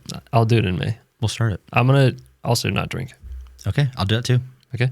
I really enjoyed having the beer with the guy he's a chemist and it's his day job, and then he wanted to brew beer using his chemistry background. So I'm like, okay, I'm going to extend my 30 days to 60 so I can do this with you. That's going to be meaningful. That's really cool. For sure. And so we had 3 or 4 beers on camera. It was awesome. That episode will come out in a couple days actually. Sweet.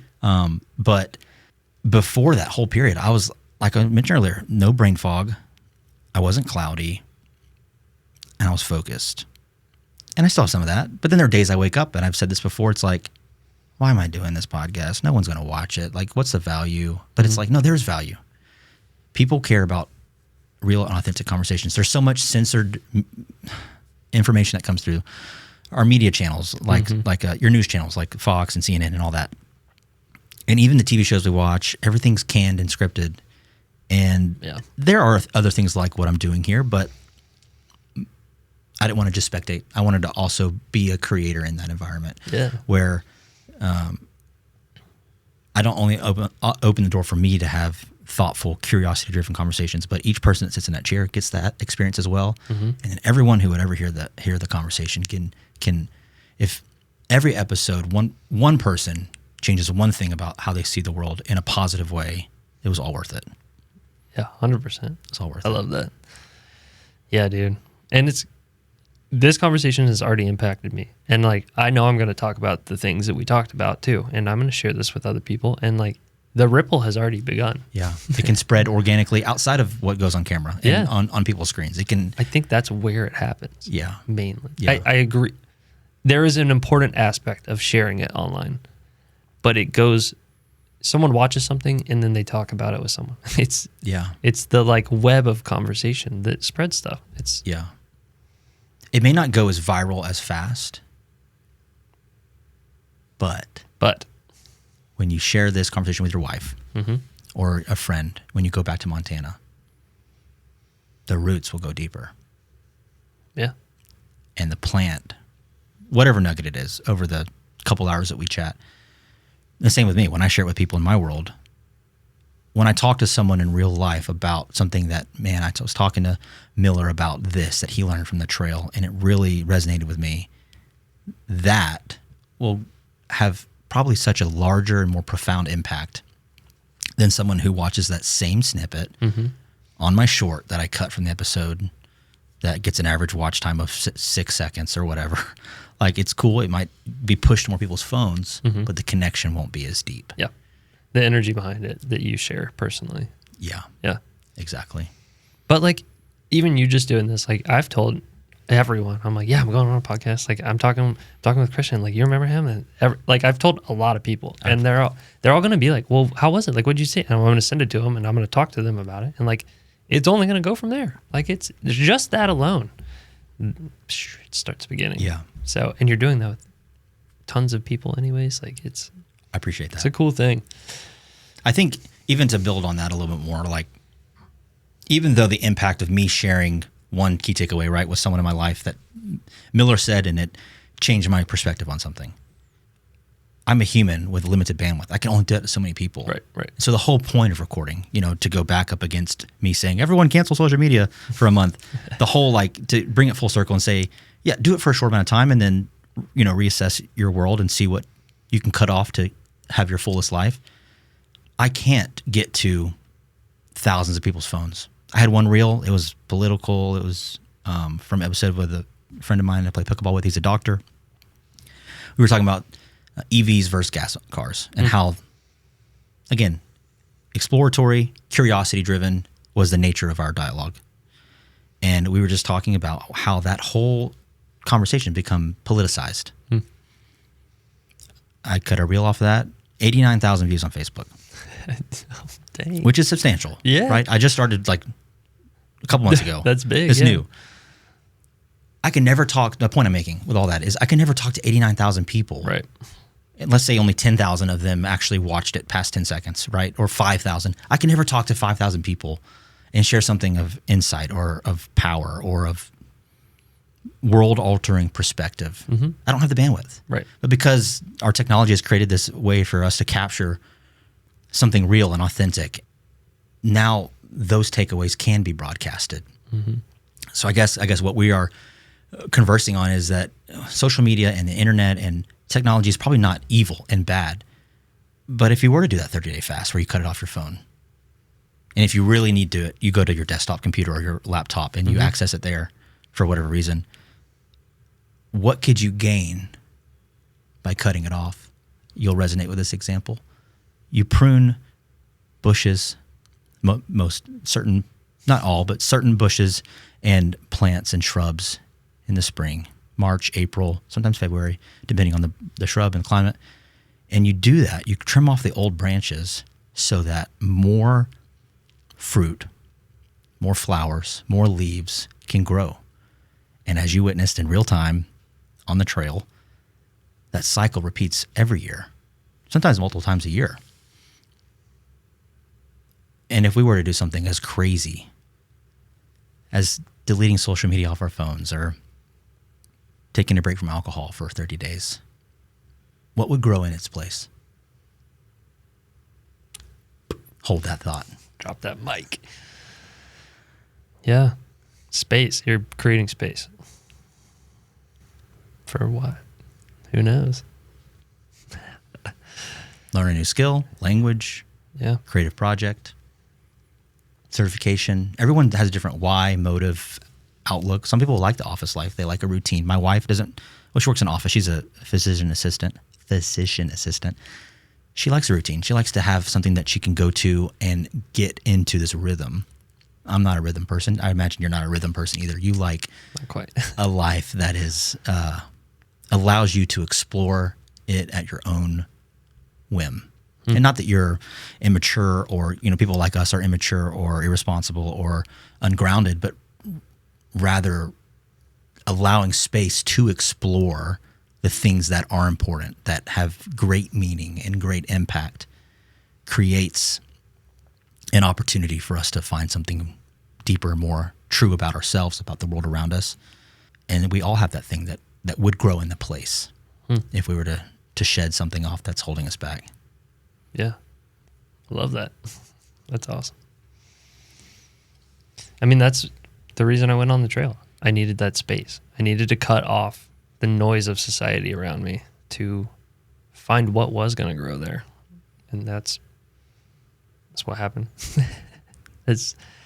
And I gave a talk the other day at my old college, and people wanted to know about the book, about the trail in detail. And I was like, look, I cannot tell you right now as well as I can do it in the book. Like it's all there. I kept a blog every day while I was out on the trail. Like it has all of my thoughts. It has all of my experiences and encounters and all that stuff. But like it, as a whole, the entire trip was about finding that why, finding what was in that space.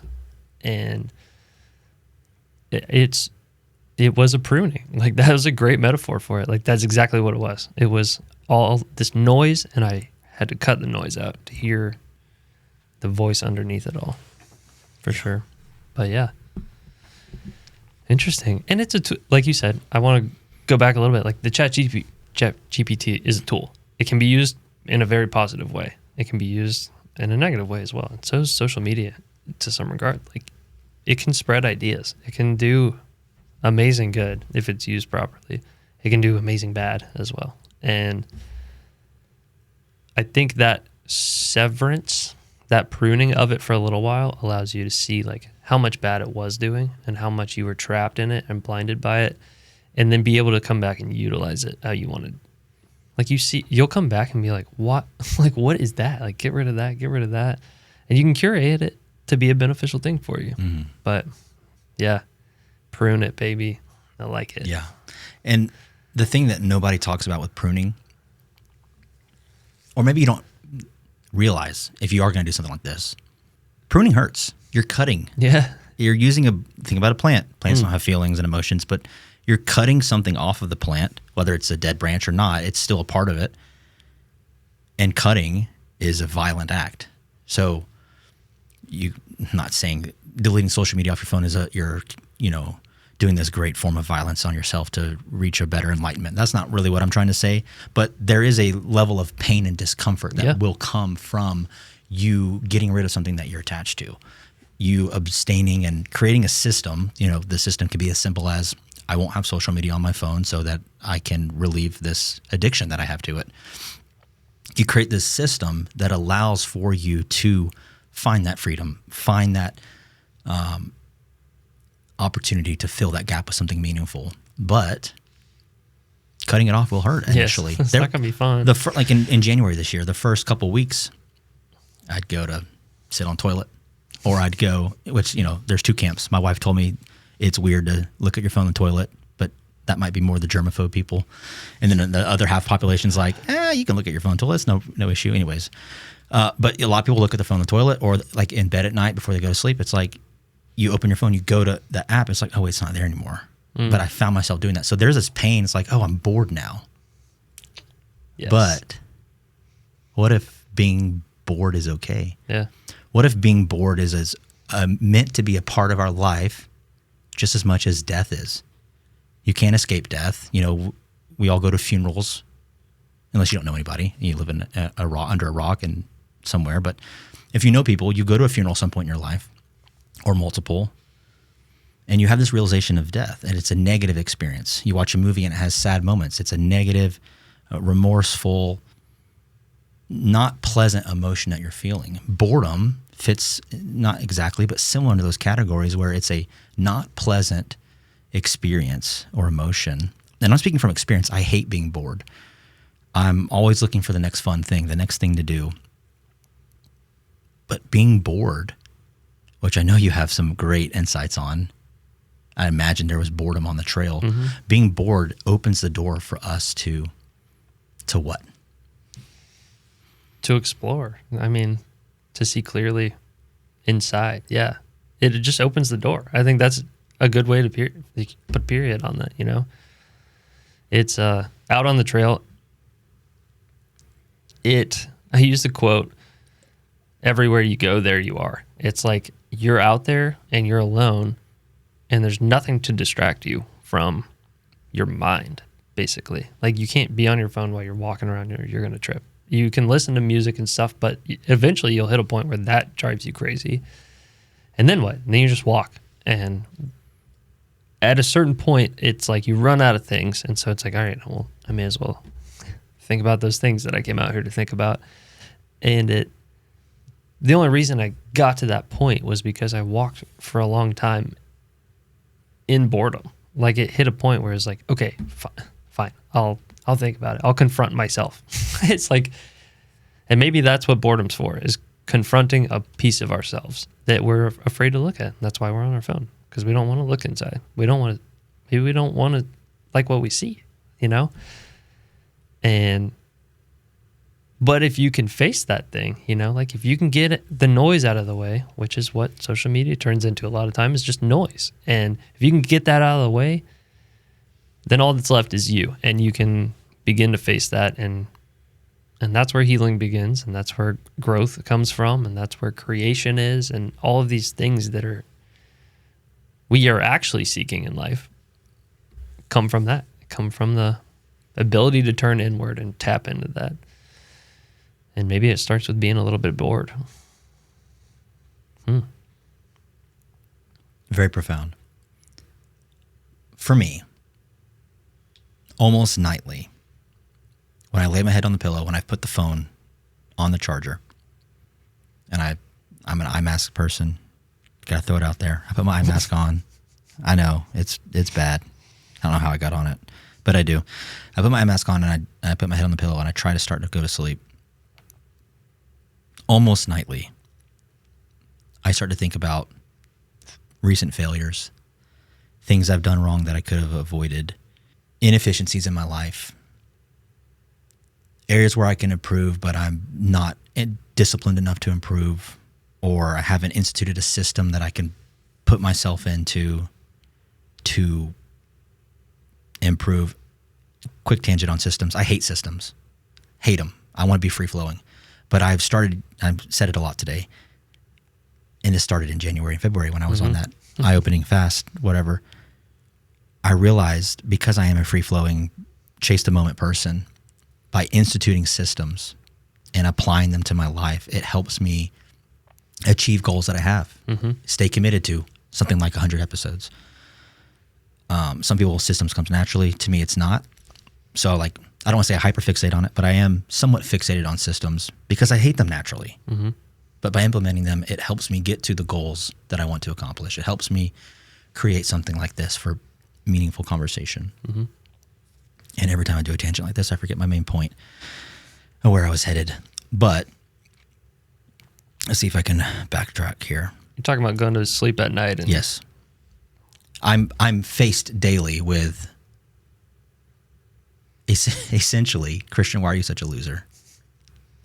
And maybe that's like, hey, your own internal battle. Everyone has a different version. Some people deal with anxiety. Some people deal with depression. Some people are nervous. Some people self-criticize. Everyone has like a different version.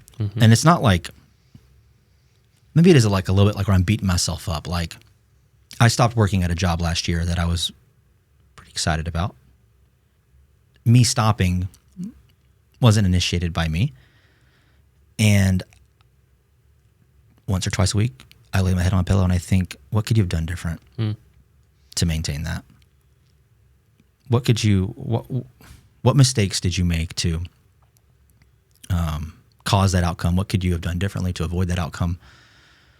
And on the other hand, not at that moment, maybe it's the next day during the daytime, but I'm thinking, no, I'm doing something I love to do. This is something I'm passionate about, blah, blah, blah, blah, blah. And it's a back and forth. It's not only that, but the point I'm making is, like what we said with being bored, that's just like 5 to 15 minutes a day where I have to turn everything off because I'm trying to do this next biological act of going to sleep. But for me, it's like all the thoughts flood because I'm bored. And I know you know what that's like, day after day of being bored. How do you overcome, and maybe it's not even something you conquer, but how do you push through that feeling of boredom, self-attack, criticizing yourself, or if it's anxiety, if you're an anxious person, I'm not, or if it's depression, I'm not really a depressed person, but whatever your mental hurdle is that each person faces, again, has different flavors, but what do you do? What can you do to push through it, especially coming from someone who's put themselves in a situation where, hey, this is a 5-month trek.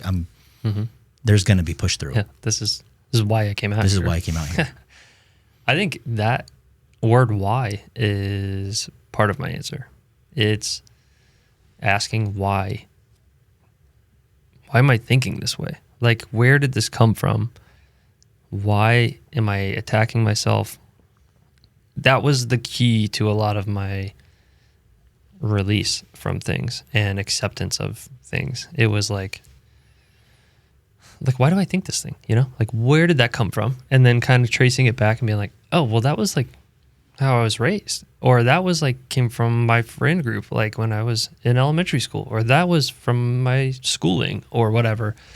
And I begin to like, I guess you could just call it self-observation or self-questioning and like checking it and being like, well, is that me? Like, do I actually think that way? Like, is that what I want to think? And that's part of it, I think. Is that ability to question and then start to tweak it and like believe what you want to believe and choose what not to believe that's floating around up there. But in that vein, meditation is my other answer. I got really into not necessarily breath work, but I would just call it like practicing presence. And I did that through meditation for a long time. I got into Buddhism out on the trail and started learning all about that. And that led me to learning about other religions and different things. And like everything just kind of keeps pointing back to like the internal and being able to focus on that, but also being able to be, wow, I'm going on a big tangent. That's okay. Being able to be present and focused enough to be able to ask those questions and be able to separate a little bit enough to not be attached to the question itself or to the thought or whatever, but to observe the thought and kind of separate yourself a little bit and be able to be like, hey, where did that come from? And see it from a different perspective. Mm-hmm. Disassociate the thought from yourself in your mind. Yes. Being able to pop out, as some people put it. Meditation has like radically changed my life. That was the tool that allowed me to safely question myself. It is the tool that set me up to get enough space from those self-deprecating things to be able to be like, that's not me. Like, what am I doing here? And it's good to ask those questions still, like, what could I have done better? What could I have done? But it was asking it in a different way, almost. It's like a growth way. It's like, what could I have done better? Like, yeah. So I guess being able to ask why and question and what are these things and being curious about them, I guess. And this is in my case. I'm not suffering with depression and different things that are really heavy, but I have an anxious mind. So meditation helps me slow that down a little bit. But I also think like ADD and an anxious mind can be a superpower if you're able to detach from it a little bit and separate from it and not let it control you, but be on the outskirt of it a little bit. And meditation allowed that for me. So that's my answer to your question. It may be different for other people though. I think journaling is a good way to do it. I kept a blog while I was on the trail every day, and it slowly morphed into this like public journal that I had of interactions I had or reactions I had, and then like a thought afterwards about the reaction. And I'm like, why did I do that? Like, what in the world? And I'm like, dude, I don't want to react that way. And that regret or that feeling of lack or that whatever negative feeling was a hint inside of like, that's not you. That's not you. Like, next time try this, or next time try this. And it allowed me to like course correct a little bit. It was like a compass of sorts. And it's not a direction, but it's like a bumpers on a bowling alley. It's like you bump it doesn't feel good, but it's like, hey, course correct a little bit. And so, yeah, I think the curiosity aspect of it is a big element of like separate from it a little bit, be curious about it and question it, and just know that it may not be you. Like it might be coming from somewhere else, and you can move forward from it. Yeah. I want to ask some follow-up questions about your journey with Buddhism. Mm-hmm. What was that like? What was some takeaways or some things that like you found in that journey that resonated with you or opened your eyes to see things differently? That's a good question. Buddhism talks a lot about the self in a way that's like not the human body self. It's like, you can call it a soul, you can call it other things, but it's this separate thing that's not separate. Like, it's a part of you. It is who you are in effect. Like, that's my takeaway from it, I guess. I'm not the end all be all with Buddhism, but it kind of helped me get in touch with this like greater power within me that I could tap into. And like Christianity talks about this as well. Like, I grew up in the Christian church, and it's just different words for it, in my opinion. Buddhism resonates with my brain very well, and meditation helped me, so that probably steered me down that path. But it allowed me to tap into something inside of me that was the true me. Not this body, not Miller, not the thing that's going to fade and go back, but the thing that is there. It's the awareness, the consciousness, and all of this stuff. And not only do I have that within me, but the world around me is part of it as well. This experience that I have, I think that's the beauty of like a conversation. It takes both people to have a conversation. And I think that's what I've taken away from Buddhism is that my experience of life, that conversation of life itself is what I am. It's that awareness of experience. That's what it's all about. It's like the dance of it all is the reason for it. Like you don't dance to get anywhere. You dance to dance. And you can take it seriously and you can play and joke around. But that's what it's all about. It's about that dance. And recognizing the necessity of being present in the dance. Not worrying about the next 4 steps I'm going to do, but being truly in the dance of it all and playing my part in the world. And I think that allowed me to like unlock this like, well, who am I? Like, what do I actually want to do then? Like, what part do I play in the world? And that's just like where your true authentic self comes through. You're not worried about pleasing anything externally. It's like, well, I'm meant to be here like a flower. Like I am my own flower. And whether it appeals to someone else or not doesn't matter. My part in the garden is my part. And that's what makes the garden whole, is that diversity, that difference, that uniqueness. And yeah, that's kind of what I discovered out there, is just who I was. And who I was is who I am, is just that little voice. It's that thing, that spark of life that's carried out through me. Yeah. At some point along that road of discovery, did you land on, you had mentioned this word earlier, presence. Did you land on the importance or lack of importance of presence? What role did presence, being present, maybe being aware, you could say it in a different way, what did that have on that journey? And like, how did that shape you? Or how did that shape your perspective? I guess, I mean, I started to tap into it and to uncover the necessity of it. I read The Power of Now by Eckhart Tolle, and that like shifted everything for me. He's like, it talks about how past and the future aren't like real things. They are what they are, but the only thing that's actually real is right now. Like the only experience you can have is the experience that you are having. And I was like, yeah, I mean, that kind of makes sense. And then the meditation aspect of it all really amplified things of like being here, being with my breath, being present. But it really didn't click until near the end of the trail. Like I said earlier, I was trying to speed through it. I was trying to get through it. And then at some point along the way, I was like, oh, this is going to be done. Like, this is going to end, and I'm going to miss it. And I'm going to have been so worried about trying to finish it that I only lived in this like imaginary future that wasn't real, and I wasn't experiencing it in the moment. And that's when I like slowed down. That's when I like planted myself on the trail. And that's when I really like lived the trail experience, is when I embodied when I was okay just being present.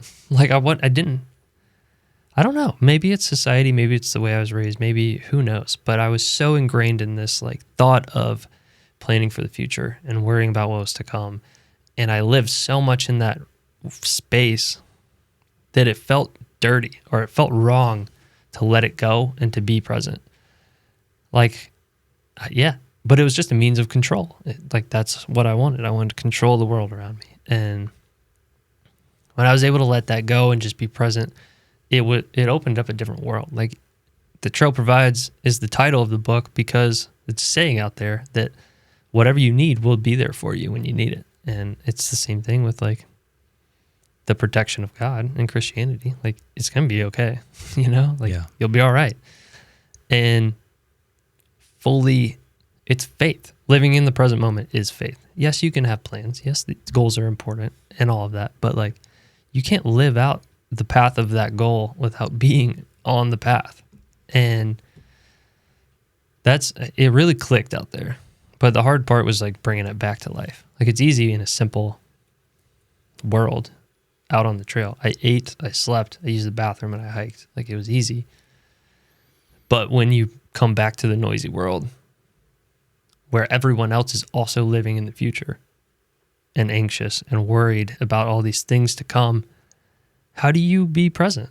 Like, how do you fit in to society that doesn't allow for presence, that doesn't accept it's okay to just, like, live where you're at, you know? And so it was a tough part. And luckily, my wife and I bought a van like the month after I got off the trail, and we lived in it on the road for 2 years. And that's the best thing that could have happened to me. It delayed some, like, depression and stuff of leaving the trail, but it also drew it out a little bit and made it more approachable for me. But again, like, that's where I realized the importance of presence again, because she multiple times was like, I was looking for a job out there. I was worried about money, all these things, noisy. She's like, you're going to look back and feel like you missed all of van life when we were done with this because you weren't here. And I was like, oh, like, that was a gut punch. I was like, you're right. Yeah. And that's when I started writing the book harder. That's when I let some things go, and I just, like, lived in the van. And it was like, okay, things are all right. Things will work out. And they're working out, you know? And I'm trying to do that day by day. It's just like, be here. Like, just live in my skin, live in the moment, feel what it feels like to be a human. It's okay to be messy. It's all right. It's part of my part in the garden, you know? Like, it doesn't matter. No one even really cares. But me worrying about all this stuff doesn't do anything but hurt me. And so it was a long-winded way to say, like, tapping into that ability to be present, to be okay with living in the present, and also to return to that space when I find myself outside of it.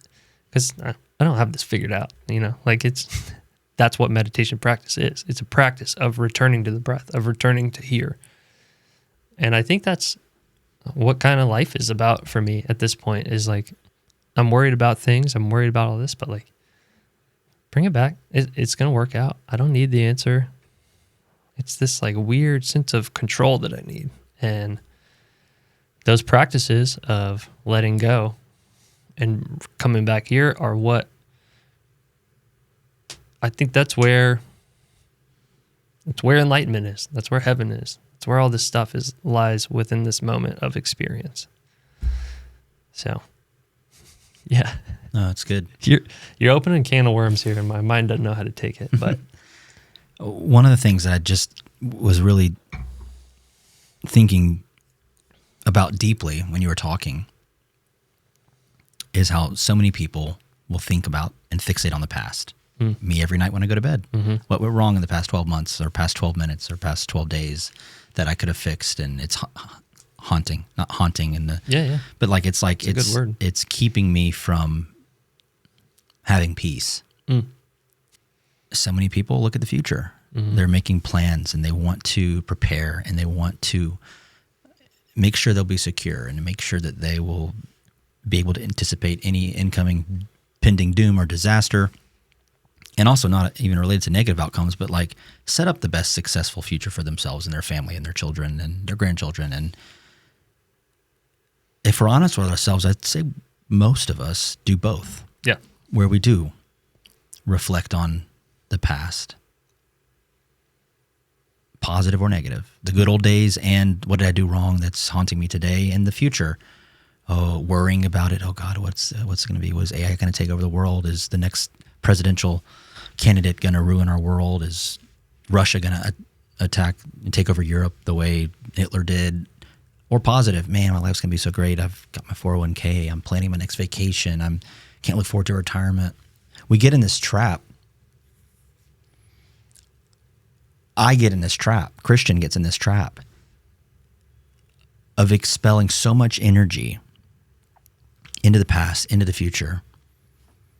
I find it impossible to sit in the present moment. Impossible. For the past 3 months, every single night at dinner with my wife, we watch a show. Nothing wrong with that. Or is there? Why can't we sit at a dinner table and have a conversation? Why can't human beings sit side by side or across from each other and have real, present, grounded, in the moment experiences and enjoy them? There have been times, Miller, when I'm on vacation, Cancun, the Bahamas. My wife and I have been blessed to be able to see some amazing places. Thailand. When I was in Thailand, we were at this beautiful resort that was it wasn't on a private island. There's no private islands in Thailand, but it was on a semi-private island. You only get to it by boat. So we had like our luggage on the boat. And the resort is like in this cove. Like think something from Pirates of the Caribbean. You have like this sandy beach that's kind of circular.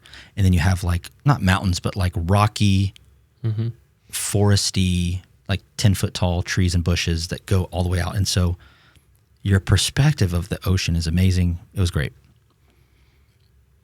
Okay, I gotta hit this tangent. When we go to the beaches in Florida or anywhere in the U.S. and you just see out to the ocean and you look left and you look right, it's amazing. It's great. But when you're able to see a perspective of closeness and distance at the same time, like you can, and it's not only in Thailand, there's places all over the world, they're just more rare, where like you're tucked in a little bit and part of the land mass wraps around you. And so now you can see the infinite vast depth of the ocean and the nearness, 100 yards, 200 yards nearness of this like rocky, formation. It gives you a different perspective on the ocean. And the point is, that was amazing. That was a tangent. But the point of my original thing is, I'm in this beautiful resort. I'm sitting on the beach. I'm looking at this amazing view. And it's in those moments where when I should be present, I'm blessed to have this opportunity to go to this amazing place. I'm thinking about the future. I'm thinking about the past. I'm thinking about things unrelated to what's going on in my world right there and then. And that's a problem. It could be the smartphones. It could be playing video games since I was 6 years old or 8 years old. It could be the diet that we eat as Americans. It could be vaccines. It could be a lot of things that cause that. We don't have to go into deep depth there, but the point is, I think so many people, whether they're on this amazing beach that just has this amazing view, or they're at their dining room table, they can't be present. And I'm one of those people, and it's a problem. Perhaps if we looked within ourselves the way you had the opportunity to do when you were on the trail, we'd find a way to be present in those moments when it just feels so impossible. Can you share with me a practical way in which I can go from today, day zero of, I find it so hard to just have dinner without a TV in front of me or sit on a beach and not think about past and future. From that point, what's one step that I can take to have that deep breath, to have that, okay, this is fine. From what you experienced on the trail, from what you experienced living in the van life of being present and just experiencing what's happening in the moment. How do I get there? I think you just did it. I think that's why I do like Buddhism so much, is that they literally are like, it's that simple. You just have to breathe and pay attention to it. And it seems like it should be harder than that. Like in our society, everything is complex and we have to work for it and we have to try really hard. It's like, well, what if you just tried less hard, Like what if you just like let go of the need to control it and to be the one in charge and to whatever. What if you, like what if it were easier? And like, what if it is? What if it's just connecting with your breath and sitting for 5 minutes with nothing, like literally nothing. Put the eye mask on, you know? I'm not hating on the eye mask. I wear one as well. Maybe I take the eye mask out into my backyard. I just sit in the grass. Could be. I just listen. You can sit in here. It doesn't matter where you are. Yeah, that's a good point. Meditation, I think, is the answer for a lot of people. I'm not saying it is the only answer, but it is the going back to the boredom thing, like it is boredom on purpose. When you focus on your breath, it's literally the most boring thing in the world. There's nothing happening. It's just there. And it's hard, and your mind will wander, and it will go. And you see how quickly the mind is to jump. And I think it's just amplified by stimulation that we have these days and all this. But I would say just sit down, turn off everything, be in silence, shut your eyes, and just focus on your breath. Like just, even if you have to count it out loud, you know, just 1. And just do that for 10 breaths. And then repeat it if you want. And just like do that a few days and see what happens. But it's not comfortable. Like it really is very uncomfortable at the beginning. And it's almost like meditation's this easy thing to do. And it's like, yeah, I know it's good for me, but like, I'm not going to go sit down. I'm going to waste 10 minutes, you know? It's like, what do you mean waste 10 minutes? Doing what? Like what else are you going to do that's more important than practicing being in the present, than practicing being here to live your life, you know? That's how my mind works. It's like, well, I should be doing this. Like I should be doing this. I should be. And it's like, well, where's that should coming from? You know, like what do I actually want? I have made it my goal to be present. That is what I should be doing. I should be practicing things to bring me back here. So, and not that I sit and meditate all day. Like I do live in society. I do things, but that is my answer, I think, is to confront the boredom. And people say, well, I'll just breathe on the way to my kid's soccer practice. I'll just do this. And it's like, well, no, there's an ulterior motive there. Like you're still doing something. You're still going to practice.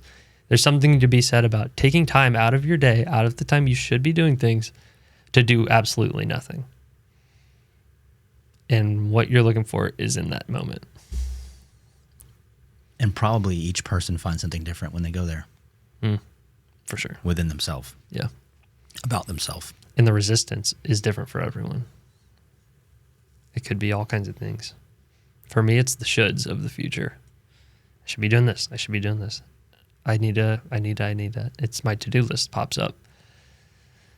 The past is less so for me. I think it was at one point, and I think I confronted a lot of things. And that's okay. Those things will come up when you meditate. But it's then like letting them go. Like not resisting them, but it's like, oh, I should be doing this. And it's like, no. Just let it go. I like that. Yeah. I'm going to add that. It works, dude. And there's different techniques, and you can do guided meditations. There's all kinds of stuff, but you can literally just sit there and pay attention to your breath, whether it's coming out your nose or your belly moving up and down or whatever. But I do think it's that simple. Simple doesn't mean easy, but I think it's that simple. Yeah. The concept is simple, but the application and the practice of it is where the complexity and the difficulty arises. Tell me about the book. I mean, you've been making references to it the whole time, and I can't wait to read it. I'm not normally a reader. I've been given books in the past, before the podcast even, and it's just not my thing, but I feel like I'm going to glean a lot of good things from it. And, I write it. I know it maybe probably started with a blog. You had mentioned that earlier. The blog was like maybe a source of inspiration, sharing your journey, sharing your lessons, sharing the practical, hey, this is what it's like today, and the deeper, hey, this is what I learned about me, about the world today. But what motivated you to push past that hurdle of not wanting to write it and then choosing to do so? Yeah, it started as a blog. I didn't want to keep a blog. I was like, that's stupid. I'm not like an influencer. I'm not going to do that. I hated writing. But I was like, I'll keep a journal. You know, I want to keep some record of it.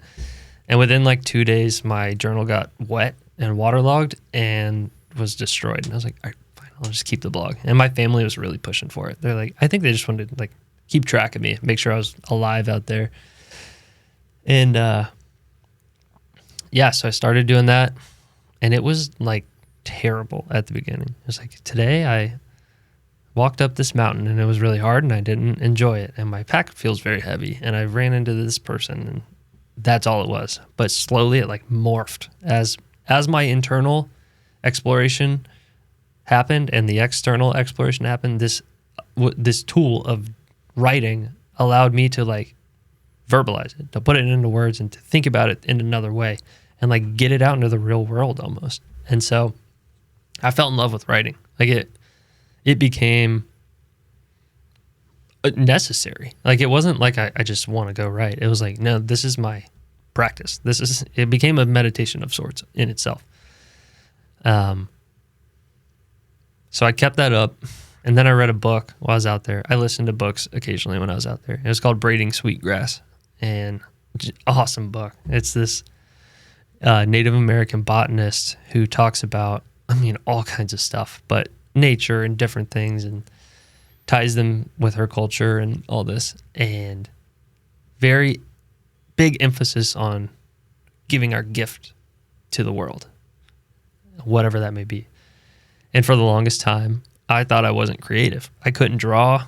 Like my mind doesn't work in the way that my brother does. He's a graphic artist. Like he can pull stuff out of nowhere and he helped me with the cover. He made the cover. I couldn't do that. I love it. He drew the woods and the trail. Yeah, he made the centerpiece. He put the page together. I wrote the title and my name, but that's it. But yeah, he crushed it. It looks awesome. I think I'm gonna get it tattooed on me. Like it's a cool little design. But I can't do that. Like I had the idea for it, but I don't know how to do this. And so I don't know how to paint. I don't know how to do all this stuff. And so I think I'm not creative because of whatever. It is my own fault for thinking that. But probably society in some regard, or some kid told me that I suck at drawing when I'm 5 and it stuck with me. I don't know. But anyways, in the book, she talks about our gifts that we're given. And throughout writing this blog, I'm getting feedback from people that are like, dude, that was such a good post. Like it made me want to go outside. I love your description of this. And it made me think about this way. And I was like, this is cool. Like I'm having an impact on these people just from living my life. Like I'm just recording it and I'm being vulnerable. I'm sharing what I'm struggling with and going through, but like it's having an impact. And what if that's my gift? Like what if writing is my gift? And it snapped in my brain. I was like, oh my gosh, like duh, this is a creative thing. And as I kept reading the book, she talks about writing because she's a writer. She wrote a book, and she was like, the importance of writing as far as like conveying information and messages and things, stories to other people, because this is not, besides drawing stuff, I guess, it's one of the older, it is a method that we use. We use words to communicate. And so she's like, this is like innate to humans. Like this is special. Writing is a special thing. And if you can write, you owe it to the world to write. And I was like, oh man, like, do I have to write a book? Like, do I have to keep writing? And, but I liked the idea of it. I was like, I'm creative. I embodied this like essence of a creative person. And I was like, finally, like I can be creative. And it was a weird like freedom in that. And it was just like, well, what's next? Like, what do I do? And finish the trail, all that, get back. I stopped writing for a while. And then I was like, well, I kind of want to keep it going. And I had the idea for the book out on the trail, I guess. It popped in my head, but I wasn't ever like going to pursue it, I don't think. And living in the van, I would blog about the van occasionally, but I would talk about the trail a lot. Like that was everyone who does a Thru-Hike, that's all they know how to talk about. You lived this world for 5 months. And she's like, why don't you like do something with that? She's like, my wife. And I was like, maybe I should write this book. And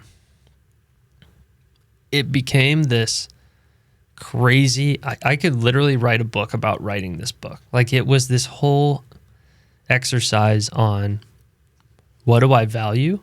Like, do I value what I'm creating here, even though I'm not receiving praise from the world anymore for it, even though I'm not getting paid to do this, even though I'm in this just like weird world of trying really hard at something that's not actually producing anything for society at this moment. Like, do I value it still? Like, because the external world isn't valuing it, does it still matter enough to do it? Doesn't matter to me.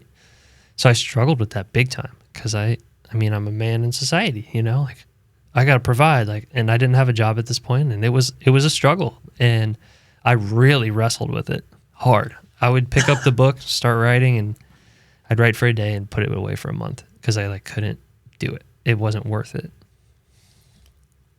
But kept going. And every time I kept writing it, I'd relive that experience on the trail. And it became this like exercise in closure and moving on from it, as well as I was compiling all of the things that I had learned into my story, into the lens that I could then tell them to the world. And I loved the experience of it, and I fell back in love with writing. It turned into, it was just a good experience. And I was like, well, if I'm going to do this, I'm going to do it right. I want to make it really good. It's got my name on it. And I made it as descriptive as possible. I wanted it to be like someone was out there with me. I wanted them to live my experience in essence. And so that's how I tried to tell it, of like my point of view, but I made it so that you could feel that you were there. I wanted to, as vividly as possible, describe my surroundings and the nature, because that's important. Like, that's where I was.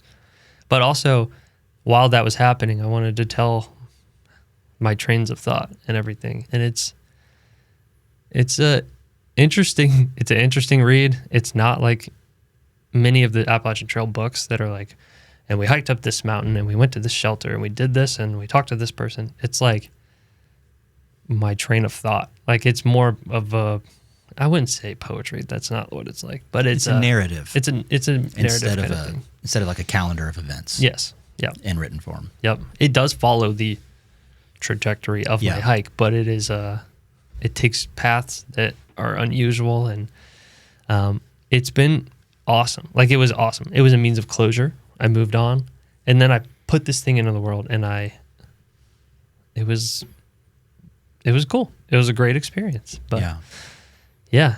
And then the feedback from it was awesome. Like, I had people who don't like going outside telling me how cool it was to like experience nature and stuff like that. And I was like, man, like I was writing it for me, but I was also writing it for like someone who wants to experience what the trail is, but like doesn't want to do it, you know?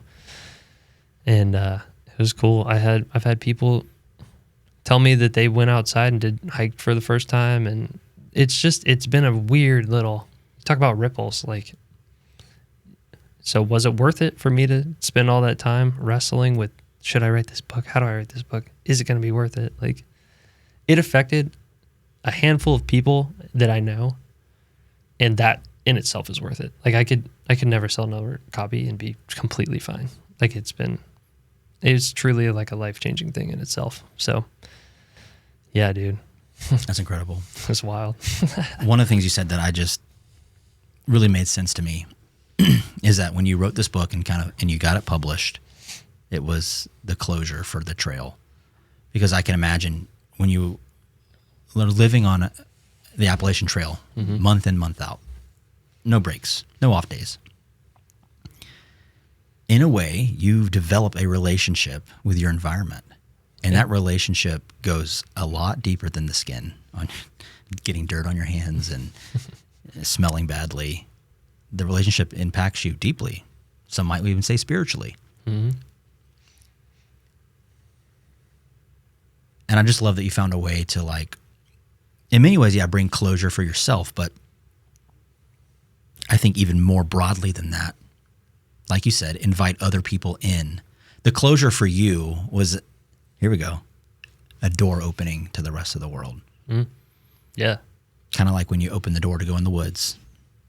Or like when you went to that certain part in the end of the, I forget the name of the mountain range, your favorite part, but you turn around and it looked like the wardrobe door of Narnia. In many ways, the closing of the door, the chapter of life of you being there, of you missing in and you having mixed feelings about it because it's over, when you were able to close that door, you opened the door to everyone else who would ever get a copy of your book. And I'm now even more excited to read it than ever. It's an easy read too. I print it looks big, but I made the font. It looks like a children's book when you open it. Like the font is big, it's spaced out. It's but I like the font choice too. It's like it's clean. It's clean. Yeah. It reminds me of, it's not too modern where everything's rounded, but it's not too like Roman numeraled or like what was that? Times New Roman when we were in middle school. Yeah, it's like something in between. Maybe it is Times New Roman. I don't know, but I don't think it is. Dude, I struggled with picking the font for like way too long. Hello. I had to pick a font for my like thumbnails that go on my videos and stuff, and it's like, it's a big choice. It's a commitment, and no one else cares. Yeah, like we talked about earlier, no one else sees Elon Musk sleeping on the factory floor. No one cares what font you pick, but like it has an impact. It has a subconscious effect. Yep. Like if it's the letters are curled or overly cursive, it's going to convey a different image than if they're blurby or straight and uniform. So for sure. Oh, but I love it, man.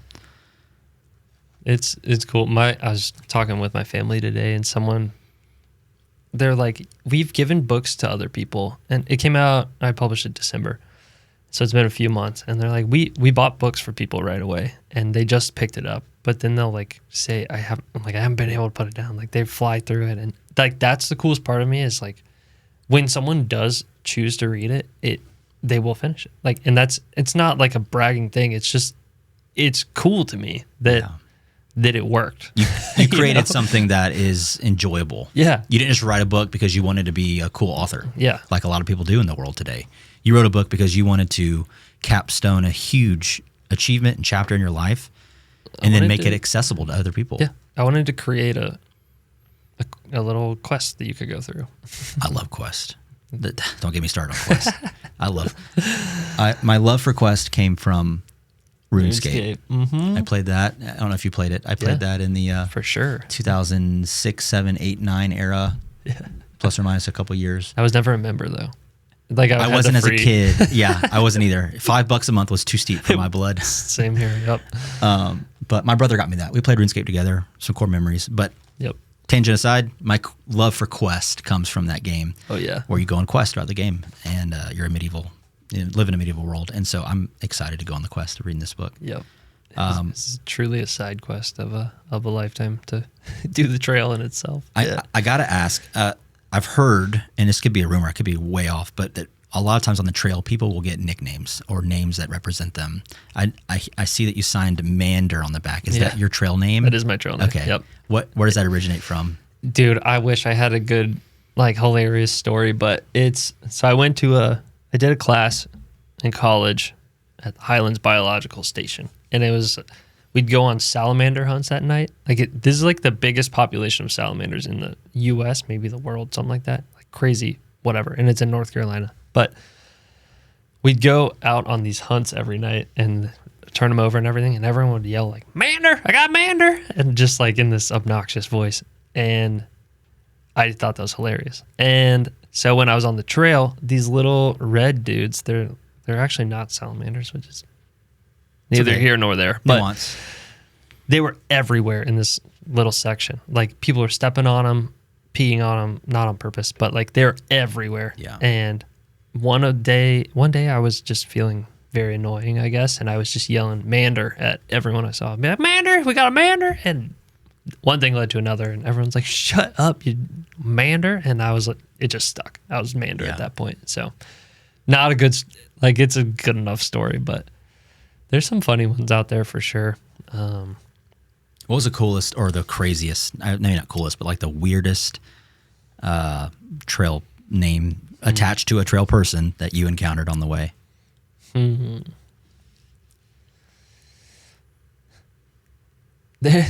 I don't even know. There's so many. There are so many. There's a guy I hike with. It's not like a crazy one, but his name is Boomhauer because he was from he just has like a Southern accent, like the guy in King of the Hill. He's like the one that talked like they didn't can't understand him, and like that's he got the name Boomhauer, which is just funny to me.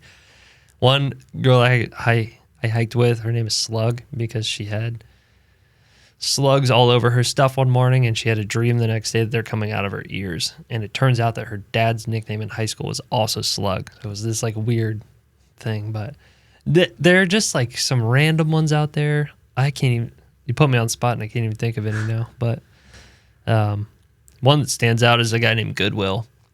He's in the book, but he almost died on his first try at the Thru-Hike because he got all of his gear from Goodwill, and tent had a hole in it, and like all this disastrous stuff. Yeah. But yeah, there's some good stuff out there. I'm sure there's plenty of stories online that people have, but yeah, it's a funny little thing. I find it very symbolic. You get a trail name, you become a new person, essentially. Like I was Miller for a few weeks, and eventually I became Mander. And Mander, it's like in the Bible. Some of them got new names when they went through this shift. And it allowed me to like let go of who Miller was in my mind, and I became this new person. I was Mander out there. And that freed me up to think differently, to experience life differently. And I carry Mander along with me. He's still here, you know. I'm Miller again, but I'm a different Miller. But I also love, like, salamanders go through a metamorphosis as they age. And I was like, yeah, this is my metamorphosis. It's like the most appropriate name I could have gotten looking back at it. So that's awesome. Yeah. Incredible. Miller, you've given me some thoughts worth holding on to, 100%, without a doubt, from the addictions of social media to finding presence and purpose in life to being present in the moment. Do you have any final insight, one takeaway that would be the most, or to you was the most profound, most revelatory, most inspiring thing that you learned or that you gleaned from your time living on the trail or living in a van? Like, embrace being a human, I guess. I compare it to like a monoculture that you have these days, where you see fields of soybeans and it's all the same thing, and it's just not healthy soil. It's just, you can feel that it's not a good farm. And then you can go to a organic, diverse garden that's just thriving. You know, the soil's full of life, the plants are growing just beautiful food, and it tastes good. But it only is that way because of the diversity. And it's because not all the plants are the same. Not all of them are big and tall, and even the same types of plants are different. And that's what's beautiful about it. There's something that just works because of that diversity. And I think the earth is just a big garden. Like, it's all of us. And to be human means to be exactly who you are in that garden. It means to be messy. It means to be real and raw. It means to be there for each other. And I think there's something to be said about, like, not taking it as seriously, you know? Like, it's okay to be messy. It's okay to mess up. It's okay. Like, it's okay to be human, you know? Like, if we can give ourselves grace and we can give other people grace, like, it will change things in a fantastic way. But I think by being okay being messy, it takes some of the seriousness out of it, and you're allowed to dance at that point. So just dance. Hey, thanks for watching. Don't forget to like and subscribe so that you can be notified every week when we launch new episodes. I'll see you then.